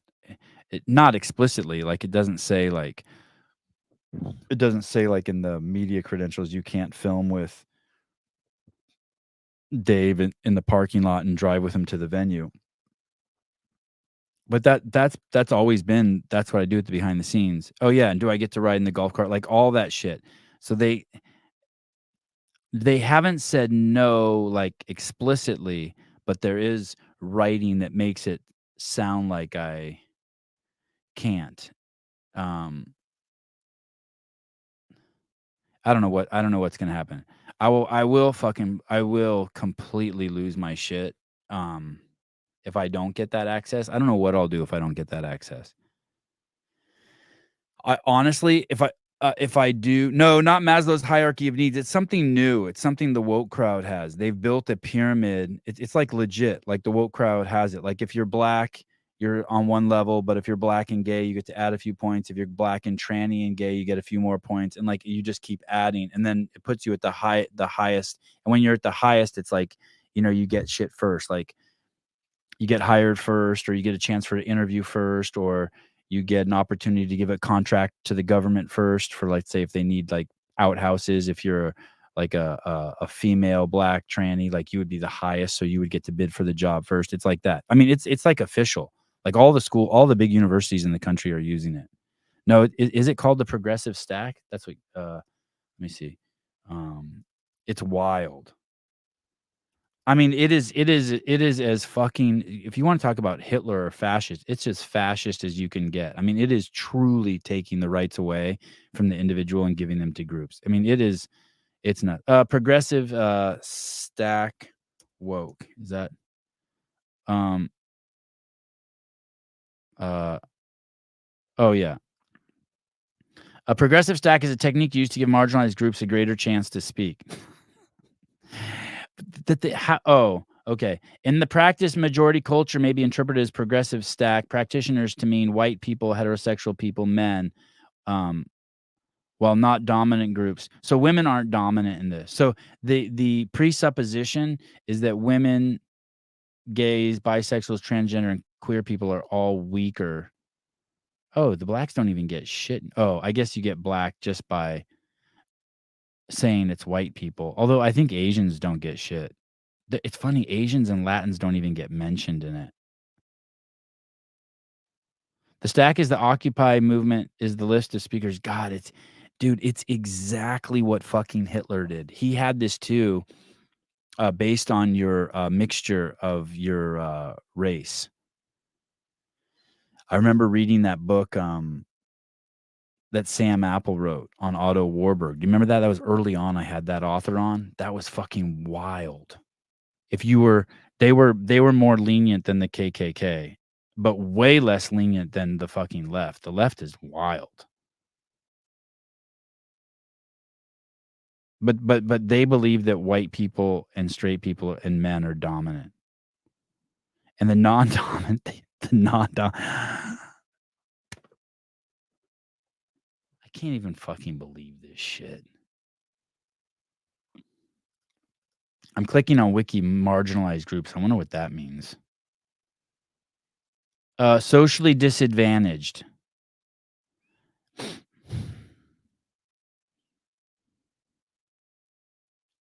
Alienation or disenfranchisement.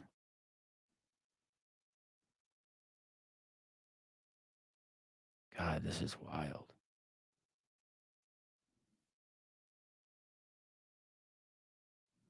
Oh, speaking of which, Jedediah, I was obsessing the other night on wheelchair videos where dudes in wheelchairs beat up dudes who aren't in wheelchairs. It's fucking amazing.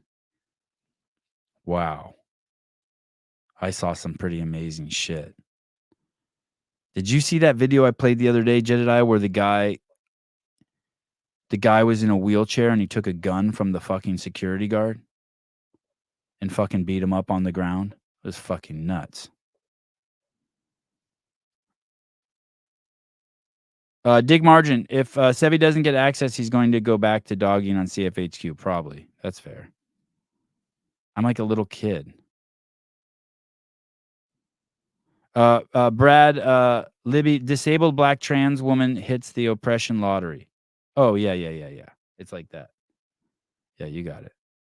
Like you could be president of the United States. You could be head of the Secret Service. The oppression. It is like that. What if you Google that oppression lottery?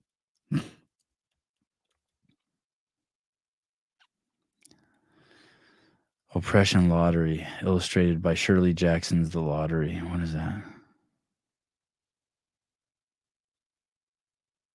Anyway, I got to stay focused. By the way, this shit really works. Every time I take one of these during the show, like 15 minutes later, I feel like my whole being like, you know, when your car's idling in the morning, maybe you guys are too young to know this, but it used to be in the old days, you started your car in the morning and it would idle like at like 1300 RPMs. And then once it was warm, it would go down to like 900 and you would hear the car go like after a few minutes. And it's like that. This like lowers my idle. I probably shouldn't eat them during the show.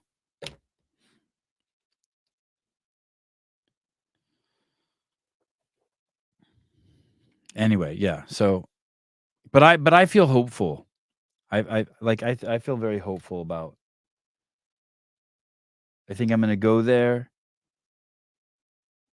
and they're going to surprise me like with a special band, like a wristband that says like my name on it. Like it's like going to just be a one-off, just for me. I seriously think that. I think they're going to be like, you know what? Enough of this fair shit. We're going to do it based on merit, and Sevon's the shit. I think this will be my 12th behind the scenes or something. You have to write a little essay on like why you deserve to get to go there or something, like a little paragraph. I just sent a nude picture of myself. Look at this. This is why.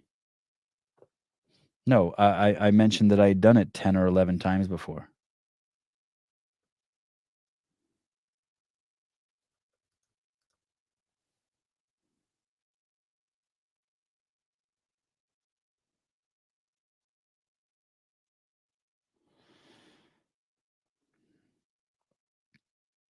I wonder what happened with the pool situation. Those of you who watched last night, I'm trying to figure out whether Taylor got a pool that is going to be beneficial for him or if it's going to fuck him.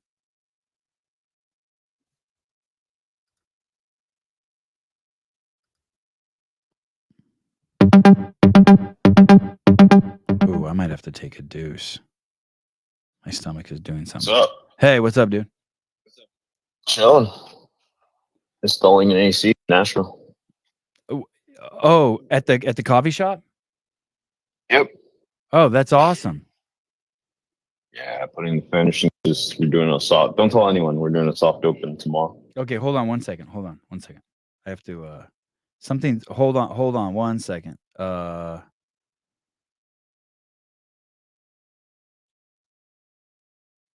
Hey. Our connection was kind of fucked up. I had to fix our connection. What do you're putting you're putting an air conditioner in Nashville. This is Gabe, right? Yeah, it's Gabe. You have a store in Nashville. Yeah, we're doing the soft open tomorrow. So if you're in Nashville, stop by, get coffee. How would I if I went to Paper Street Coffee, would I see any pictures of that store? Not yet. On the Instagram, you'll maybe get a little sneak peek, but not yet. We're still working on a few things, making it look pretty. This is the one that's in the gym, in that small quaint gym, that small boutique gym. Definitely not small or boutique, but yeah, definitely. That small private boutique gym? Yeah, exactly. That place is ginormous and amazing. Hey, can people go into this what's the address in Nashville? Can you give it? Yeah, of course. 2600 Fessy Park Road, Fessey, Fessy Park Road in Nashville. 2600 Fessy Road. Hey, is it like are there seats there? Like, can you go in there and get a coffee and open your laptop and hang? Yeah. I have seats. I have like this awesome communal table that we have where like 8 people can just sit, hang out. I got a bunch of smaller tables where you can come and just like drink coffee. You don't have to go to the gym if you don't want to. You just come drink coffee. Are there plugs? Yeah, there's plugs for your computer, for your chargers, all that good stuff. I used to live in coffee shops. I haven't done that like in 10 years, but I used to like for 10 years. That's all I did: travel around the country and plug my computer in in coffee shops. Yeah, a bunch of people do that right now in New Jersey. They just go there and like work for like 30, 45 minutes. I start every morning. I turn on the coffee maker. I do a shot of Paper Street coffee and then just drop a deuce. And that's exactly. And even if I have to drop a deuce before I finish my shot, I hold it. Why? Just because it's just the protocol, you know what I mean? It's the sequencing of events. I just feel like I want to finish it before I deuce. And then I make my second cup and I dilute it with with water, and then I drink it on the show every morning. Yeah, it's an Americano right there. Yeah, I'm a barista. I've been eating a lot of dates, so that's helped me in the morning with dates first, poop, and then coffee. Oh, even before you have coffee? No, like I have dates at night, and then in the morning I just have to poop. Oh, I wake up, poop, then coffee. Oh, wow. As a reward. Like, good job, body. You poop. Now you get to drink coffee. Pretty much. Yeah. The dates, because the wife has been eating all those dates. Hey, have you had the baby? Have you had the baby yet? No. He's supposed to be coming maybe next 2 weeks. First baby, so he's definitely gonna come generally closer to his due date. Is she having Braxton Hicks yet? Is she having any contractions yet? Oh yeah. Oh shit. Yeah. Oh shit. I know. It's happening. The people at BirthFit, they've been so cool, and they've helped us out, finding like all the doulas, all the midwives, giving us like all the, and you too, obviously, like you share all those videos and like information that you share, which is pretty dope of you. So thanks for that. Someone just asked, is Hopper hitting Brooke Wells? I think he means putting it to her. No. Hopper's married. Hopper's not putting. That's yeah. I mean, Hopper's not putting. Yeah, I doubt that. That'd be a great video. That'd be a great video, though. Of them doing it. Yeah. I can't say. I'm a media guy. Yeah, I can't say. I definitely can't say I wouldn't watch. Vindicate, VNDK8.com. Get your CEO shirts. He says Gabe has cramps too. Fuck off, Travis. I was actually also calling because I'm in a bit of a predicament, a bit of a dilemma. You have extra coffee and you need to get it out of the warehouse? Sort of, kind of, but not really. We roast to order, so we always plan to have stuff. Seriously? Yeah. Someone orders and then you start. How the fuck do I not even know that? And I've known you for 3 years. We roast every Tuesday. Every Tuesday, we roast all our coffee that was purchased the week before, and we send it out. We might have a few bags left over that we then use for like orders that come in on a Monday or on a Wednesday or a Thursday. But we generally don't have coffee just sitting around. Kenneth DeLapp, I subscribed to Paper Street Coffee and I was surprised with 2 free samples my last order. Subscribe now. There you go. That's why I was calling, because I think I sadly am going to have to raise some prices August 1st. Oh, have you ever raised prices before? Not to my knowledge. I don't think I have. Okay, so it's time. Coffee is 3 years. Coffee is going up along with everything. But because Kenneth is a homeboy and he's already subscribed, I'm going to honor the price that our coffee is now for all our subscribers. They're going to be grandfathered into to whatever price it is now. Wow. So if you're paying $18.99, no matter how expensive our coffee goes, you're going to be paying $18.99 for it for as long as you have your subscription. Dude, that's genius. Yeah, and the cool thing is I also get to give them like free product too. Like not free product, but Kenneth got 2 of those samples of the product that we are coming out during the games. Yes. So he just got some of those. We have a bunch of different coffee that we're ready to send out, but we're going to send it out to our subscribers first, so they can play around with it, have fun with it, and then we'll release it to the population. Just before anyone orders, make sure you don't type out street. It's paperstcoffee.com. And Gabe's been a longtime sponsor of the show, so I love it when he has success, and he's been crazy successful. Opening his 2nd store at Proven Headquarters. Tomorrow will just be the beta launch, so anyone who wants to test it and test out the baristas there, test out the coffee machines, test out the shitter. Is there a toilet? There's 2 toilets. Just go over there and overwhelm Paulina. Just ask Paulina for everything and just overwhelm her. God, that's so cool. But what you're saying is that prices will be going up. But if you subscribe now, your prices won't go up. You'll be grandfathered in at whatever the price is. Yeah, whatever the price is now, whatever you're paying for, it's all going to be it's all going to be the same price. And obviously, if they use your discount code, even if the prices go up, they'll still get a discount. Awesome. So, Elise Car Ridow. I saw mine shipped today. hey, good. That's awesome. Our goal is to try to get it out as soon as possible. So then that way people can just have awesome coffee all the time. And then if you get like some of the new products, definitely like try it out. Shoot us a video on Instagram or something and let us know how you guys like it. I don't even know. 'Cause if I like coffee, it doesn't mean, if I like a new product, it doesn't mean that everyone's going to like a new product. Rambler, my girlfriend doesn't want to. My girlfriend doesn't want to see me and gets pissed off at me for no reason. I need relationship help. Your girlfriend doesn't want to see you. Interesting.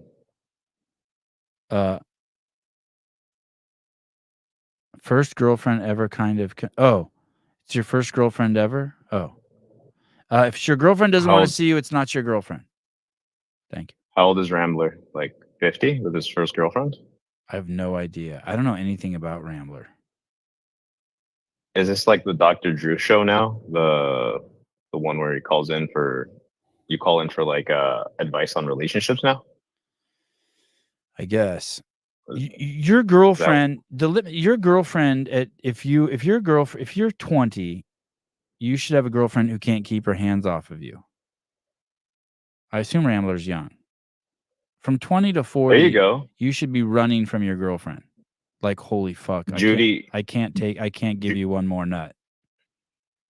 Judy just suggested that he or she, whoever Rambler is, should buy them some Paper Street coffee. Oh yeah, Rambler, there it is. A subscription for life for Paper Street coffee. Sorry, but I can't help with that question. That's on you. Maybe reassess a few life choices if your girlfriend doesn't want anything to do with you. Johnny giving his advice. Have you been eating the box regularly?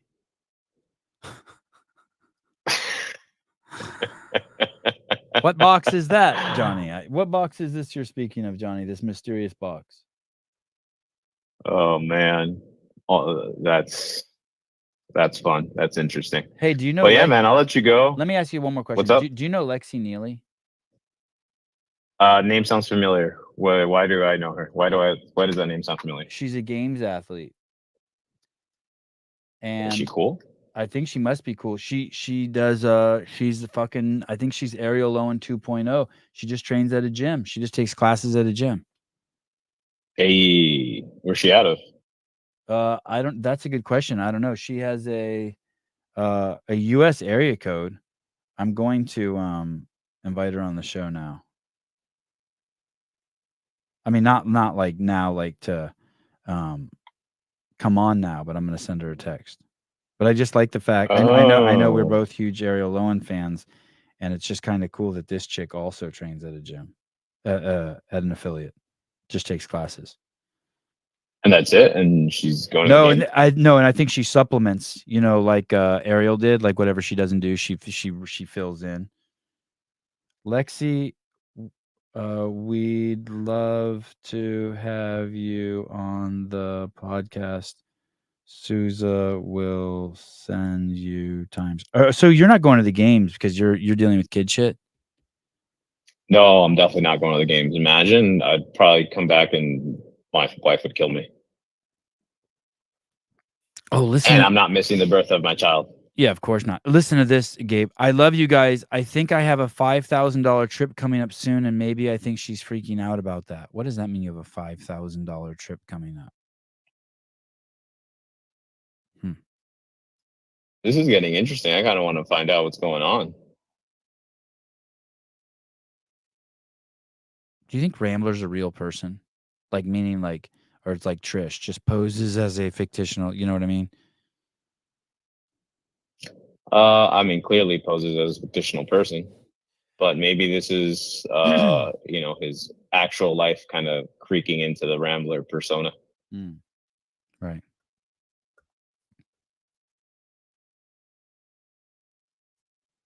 He's going to Paris for the Olympics. Oh yeah, you see that? That's just so. But listen to how dumb this question is. How am I going to watch CrossFit in another country? YouTube. Like, what planet do you live on? You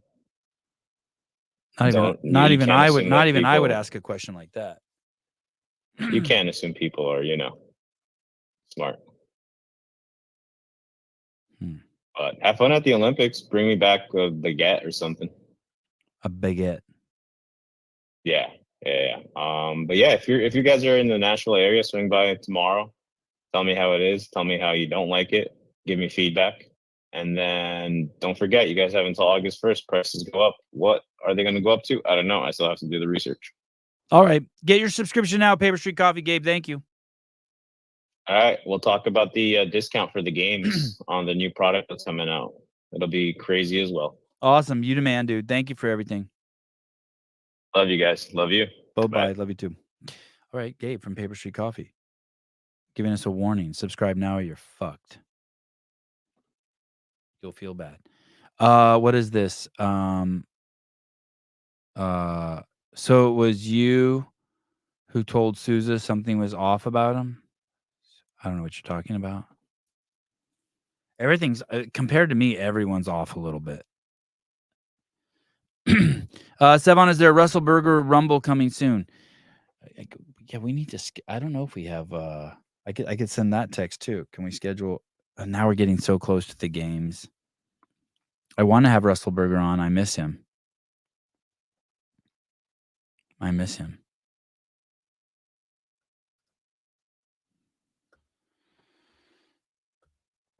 Okay. I don't know if this is true, but I saw this on Twitter. Someone fact check this for me. Look at this. It's some chick grabbing her own pussy behind that control.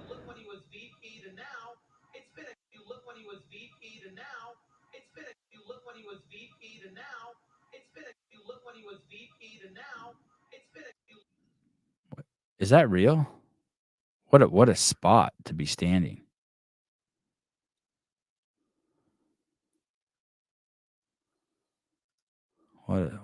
Oh, she had to pee? Wild. The old crotch grab.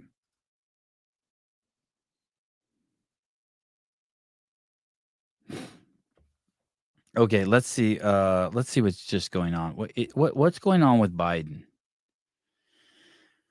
Biden campaign insists he's in the race despite mounting Democrat call. Oh, this is 14 minutes ago. Let's see. This is what fun drama.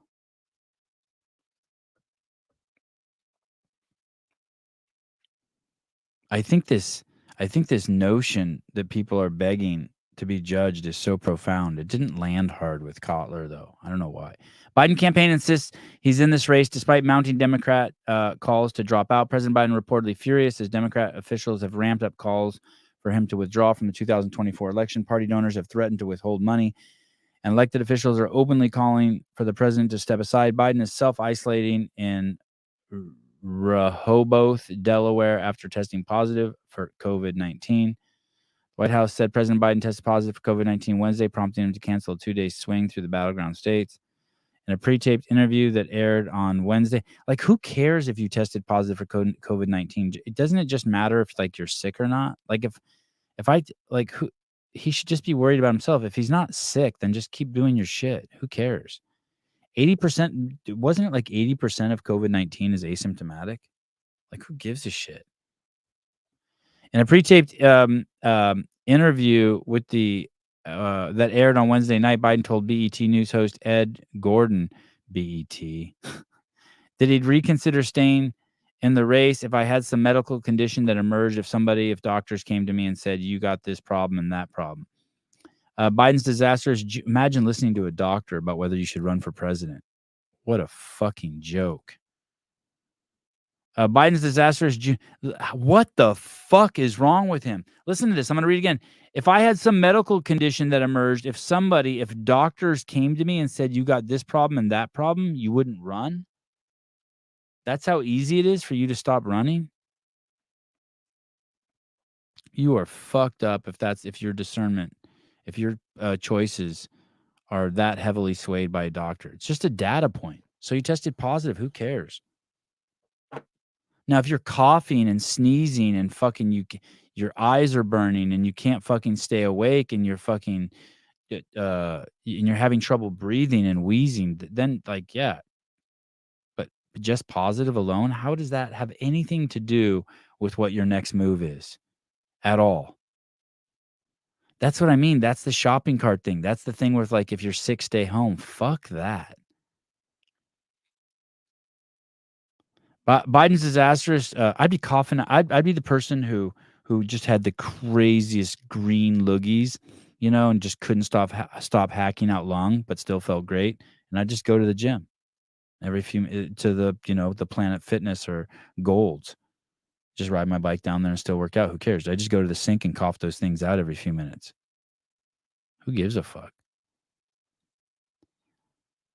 Biden's disastrous June 27th debate performance against former President Trump in Atlanta has prompted a growing number of Democrats to insist the president should step aside. That means nothing to me.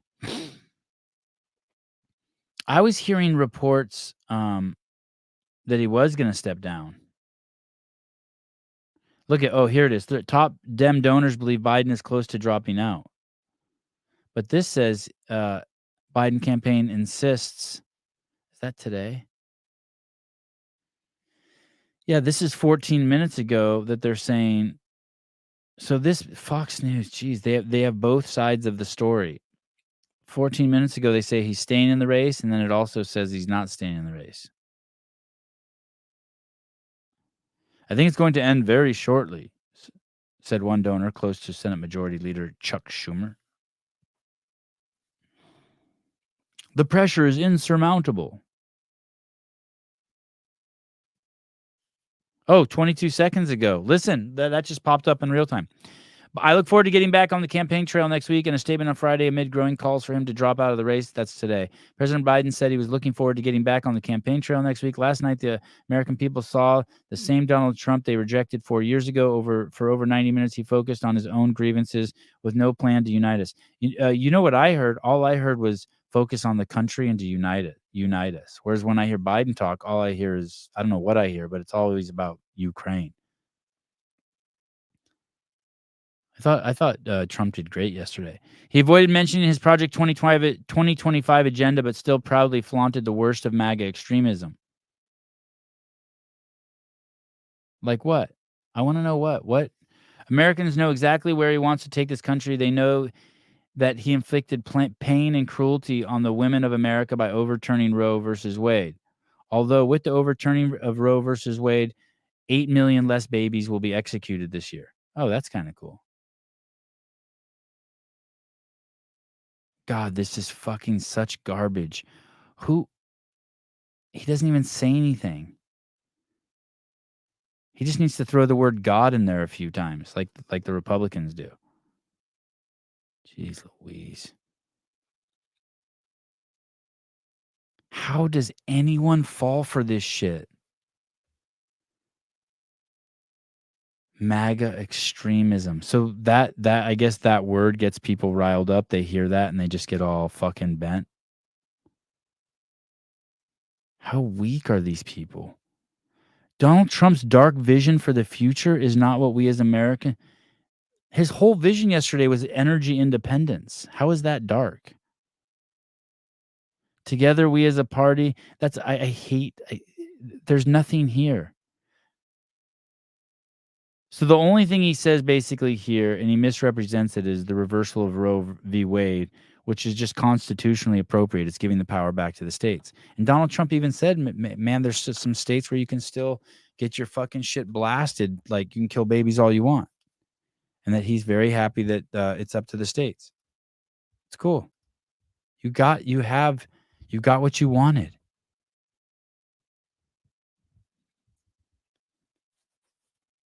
I don't understand how they keep talking about it just as women's rights and not mention ever the baby's rights. I don't get that part.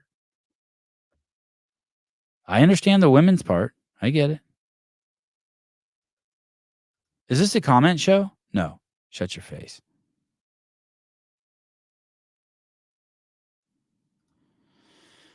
Judy Reed, I can't imagine anyone watched the RNC and still voting Democrat. The entire convention was about loving and putting America first. I know. The thing is, though, as a former libtard, all that God talk, man, that shit scares the fuck out of people because people like me don't know we don't know what to do with it. I have nowhere to put that. And so it's so easy for me to, if the previous Sevon would just lump you into crazy camp, like tranny camp.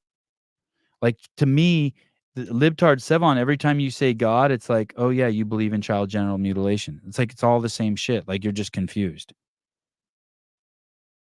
Like you have a really simple vocabulary and you're not able to articulate what you're really saying. So you say the word God, or you're fucking just crazy confused. And so you think men and women are the same. Yeah, I guess I do know the difference. Oh, look at Jake Chapman's actually being come out of his facetious cave and into the real world. You know right from wrong, Sevon. Yeah. I just don't want to be. You remember what we were talking about earlier? Like, I don't want to be controlled by other people's words. And so when you say God, the right's controlling, like it just pushes those people into a spot in their head. Like, some of you say God and you're just like, oh my God, you're like, it brings you peace. You have to remember the libtards, like, they have a whole different meaning of God. So you use these abstractions and they just fucking flip out.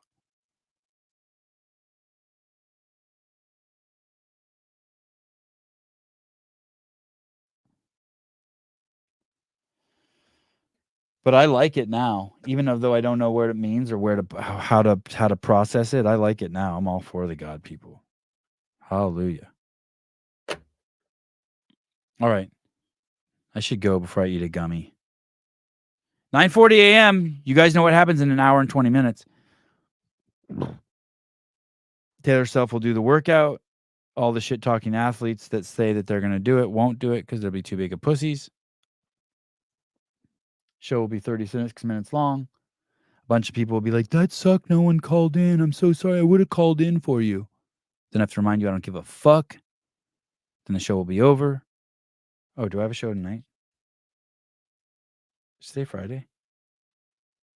I'm so bummed right now. Because my kids went to Over the Hill to skateboard. My wife took them. I so want to go watch. Okay, I don't have shit tonight. I don't have anyone on the schedule tomorrow either. Is that really true? Is that really true? There's no one scheduled for tomorrow morning?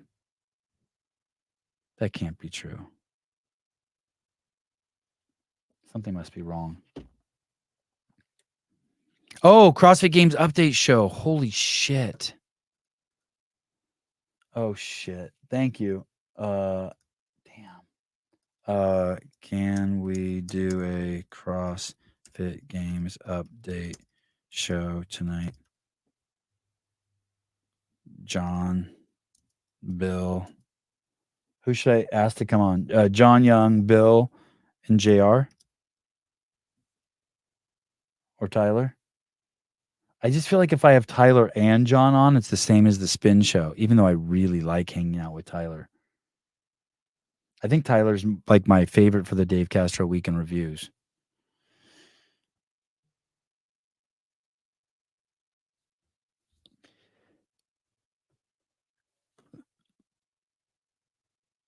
I can't overuse Hiller. I have to be careful with Hiller. Hiller's like, it's you got to be careful. I was on with him last night. I got to be careful. It's like he's a you know, I was chatting with Hiller this morning actually before the show. And Hiller's in this interesting situation where his tools are it's probably not the metaphor I gave him worked great with him listening, but probably is not going to work with you guys listening. Because I don't mean this in a derogatory fashion at all. But you know the term punching down? Basically, Hiller's like lightest weapon is like a brick. Hiller and Halpin having a tiff.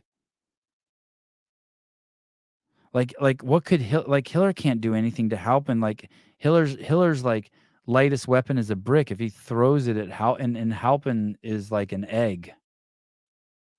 So if he responds to Halpin, he'll accidentally like fucking break it. Like it'll be too much. Like Hiller doesn't have cotton balls in his arsenal. Do you know what I mean?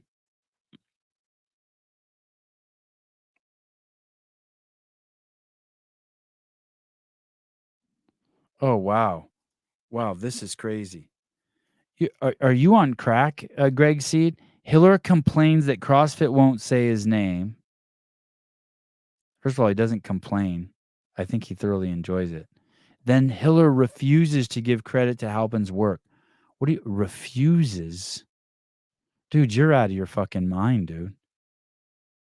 That's some fucking world class twisting of reality. Listen, anyone in the I don't know if we should explain this whole thing because I'm not even an expert. You explain it. Tell me what you think happened, Greg Seed, and I'll read it. Tell me what you think happened, and I'll read it because I don't know what happened.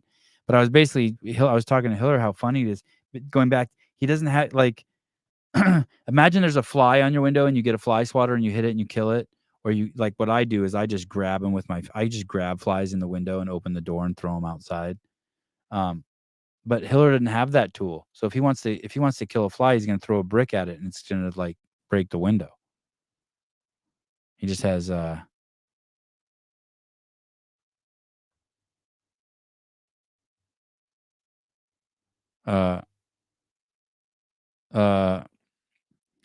Malachi Bennett 7, can you help me get first dibs on the pool workout tomorrow? I got to work right after. Yeah, no problem. Tomorrow 8 a.m. Be there. Tomorrow. Dude, the workout's in fucking an hour and 15 minutes. And I say this with peace and love, Malachi, but if you think it's tomorrow, we have serious issues already that I cannot help you with. But Sebi, you said it was Saturday. I don't care what I've said. I'm telling you, it's in fucking 75 minutes. And you have no chance anyway. Just give it a break.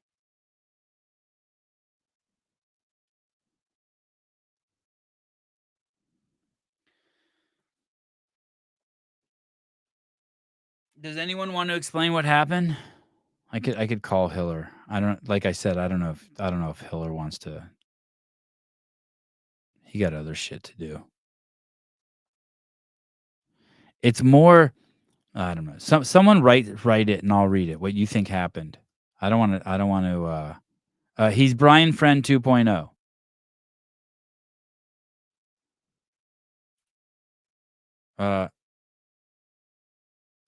Someone I don't get the help and hate either. Greg Seed. Well, dude, you don't even get the whole situation. You the way you wrote it is just fucking nuts, dude. Sorry. Not sorry. Hiller used Halpin's content. Halpin wants at least to mention that it was his content. Like, first of all, that's okay. So Hiller used Halpin's content. So by that you mean, what do you mean? Like Halpin had a graph and Hiller reposted it and didn't say where he got it from? Like, do what any fucking normal person does and just put in the comments, that's my graph. Or how about this? Send Hiller a fucking message and be like, thanks for using my shit. I appreciate it. Like, imagine the biggest fucking guy in the space uses your picture. Is Halpin really upset about it? Halpin wants at least a mention. At least a mention. Like, yeah, someone, like, if you care about Halpin, why not just help him out and be like, hey, dude, you should just be thankful your shit's getting used. Halpin is a bit correct that Hiller used Halpin's photos and didn't tag him. So what?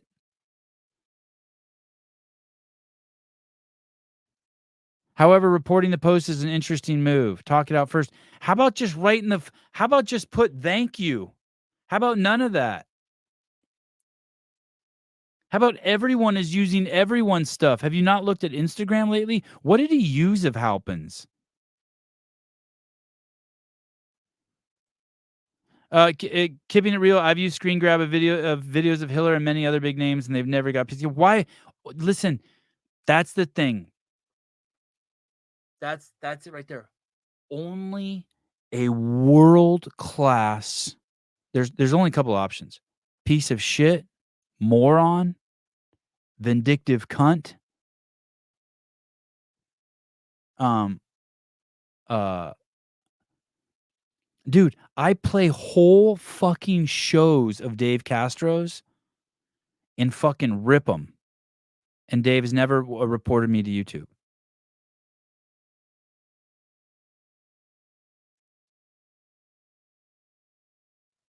Why did he what's the word I'm looking for? Did he slander Halpin? Did he take some of Halpin, like, did he take a family photo of Halpin, where Halpin's saying, "We're all vaxxed," and take that picture and be like, "I killed my family"? Is that what he did? Because then I understand. If you're telling me that Halpin posted a picture of his entire family on the internet, and it's them holding arm in arm, and it says, "We're all vaxxed, you should be too," and Hiller took it and said, "You killed your family?" Actually, that would probably be appropriate. But what did he take of Halpin's? Why? How the fuck could you be upset if Andrew Hiller used a photo of yours? How about just thank you? Now, I understand what Vindicate's saying. Travis is saying, well, legally, according to the guidelines of the way Instagram works, but like legally, the way the guidelines of Instagram, like what? He wanted what did Hiller take of his? Halpin to Sporty Beth 2.0. I think something's off with him, is what it is. I think something's off. Or he hates Hiller or something. I can't imagine unless did Hiller slander him? Halpin's the guy with all the tattoos. Yeah, he's the God guy that's completely covered in tattoos. Yeah. He starts each one with a photo. This one was Halpin's photo. Yesterday Hiller made 50 videos stealing Dave's content from Halpin's point of view.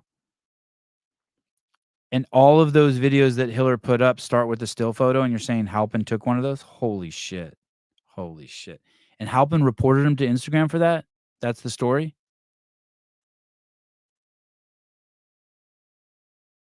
Unfucking believable.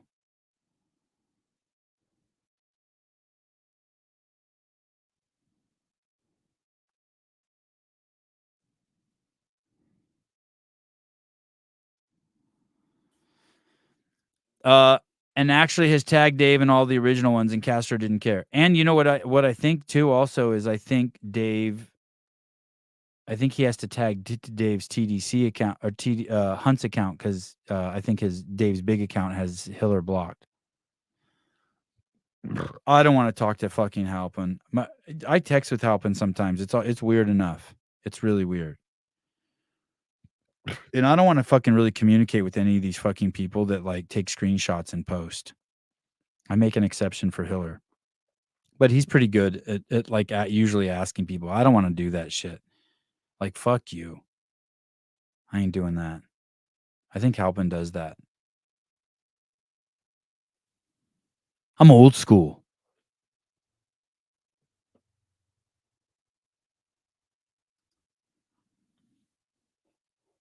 I think recently someone used something of mine, a photo, and I just wrote, maybe it was Jason Kalipa or Rich or Matt Chan used a photo. I can't remember. I'm guessing it could be totally wrong. And I just wrote, "Oh, I took that picture," in the comments. Just publicly suck myself off for a second. Like, if you want to suck yourself off, just make a note in the comments. Hey, which athlete was it? Which athlete photo was it? So Halpin puts his interest. That's another thing. So did that post get taken down? So Halpin basically just hurt the athlete. Those things that Hiller posted are doing. Hiller just, I don't know why Hiller did that. I mean, it was nice of him to do it, but those aren't doing well. Like Hiller did that probably Hiller did that to offer that shit up to all the other athletes, just as like a generous thing to do. He does that shit for all sorts of people. We'll just make them little things.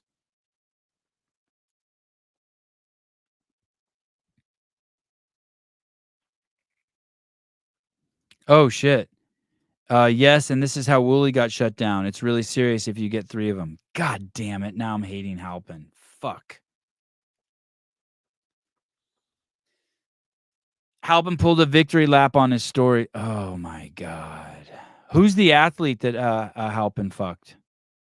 Because someone, I know Hiller told me he was offering collabs on all of them. Who was it? Who was the photo of?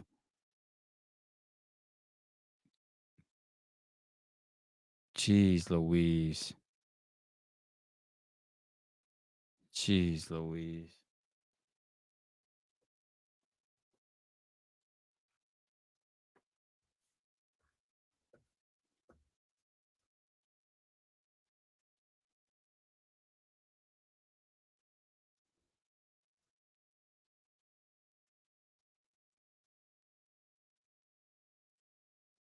Oh, Taylor got his a DNA for addiction packet. Oh, maybe so he's going to take that test to see if has a proclivity for substance abuse. Is that the right word? Did I use that word right? Chloe David? Oh, great.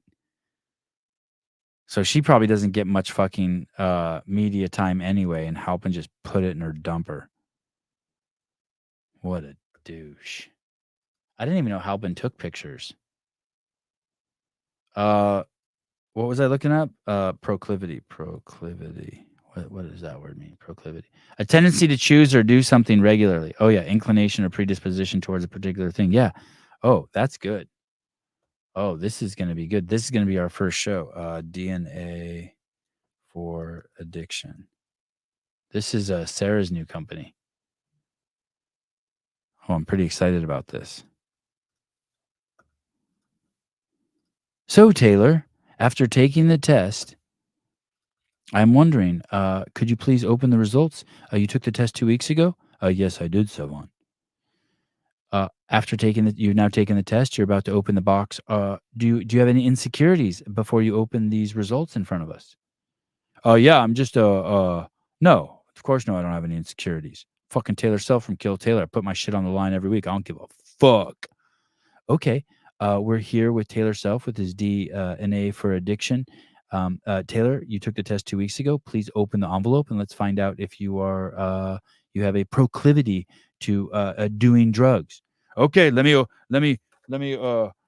that up, Sevon. I'll open up the envelope.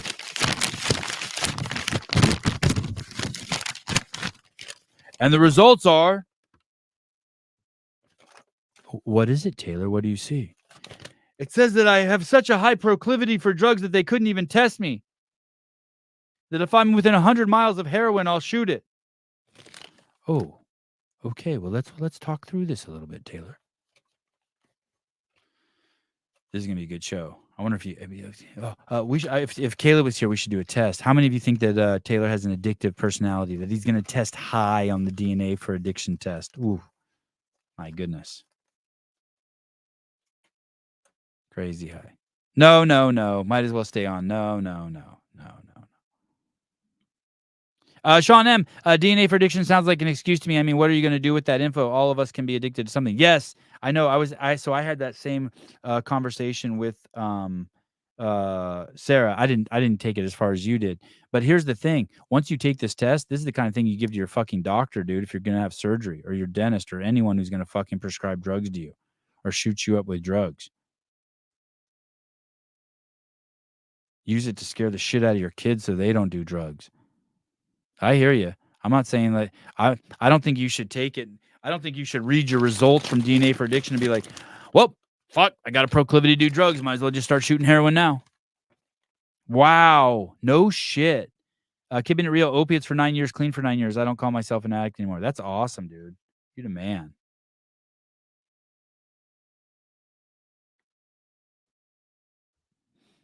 That's awesome. Jake Chapman, I'm addicted to pizza and vagina. Not in that order.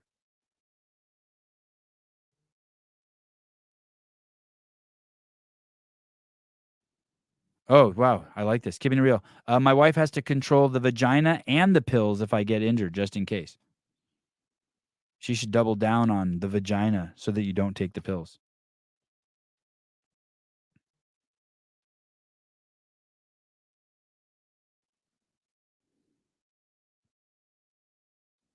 Is there anyone is there anyone in the chat that makes sure their significant spouse has an orgasm every day? Like it's just on your to-do list? Like, okay, feed the dog, make sure so and so has a orgasm. Okay, both of those are done. Pick up dog poop in the backyard. Okay, work out. It's just on your list to do. Oh, Standy Randy. Wow. That's awesome. God, that's awesome. Oh, wow. Wow. That's awesome. God, I love this. Yeah, that's a smart move. God, that's a smart move. Damn. All right. 1 hour, kill Taylor, $3,000. I love you guys. I have so much fun here. Someone's already texted me, I'm ready. It's not for an hour. It's not for an hour. Listen, it's in an hour. It's in 1 hour. Man, $3,000. You motherfuckers are cheap. Paper Street Coffee. You must get your subscription in now if you want to get the prices that have been for the last 3 years. Very soon, prices will be going up. People who are subscribed now will be grandfathered in. It's Paper ST Coffee. Paper ST Coffee. Use code SEVON and you might get like, I don't know what you get, but you might get something. All right. Love you guys. See you in an hour. It's going to be a badass show. It's not for the faint of heart. And those of you who've made it this far, you can fuck off for anyone who thinks I push Cotler too hard on the Danielle Brandon thing. Seriously, you can just suck a big load out of me. Bye-bye.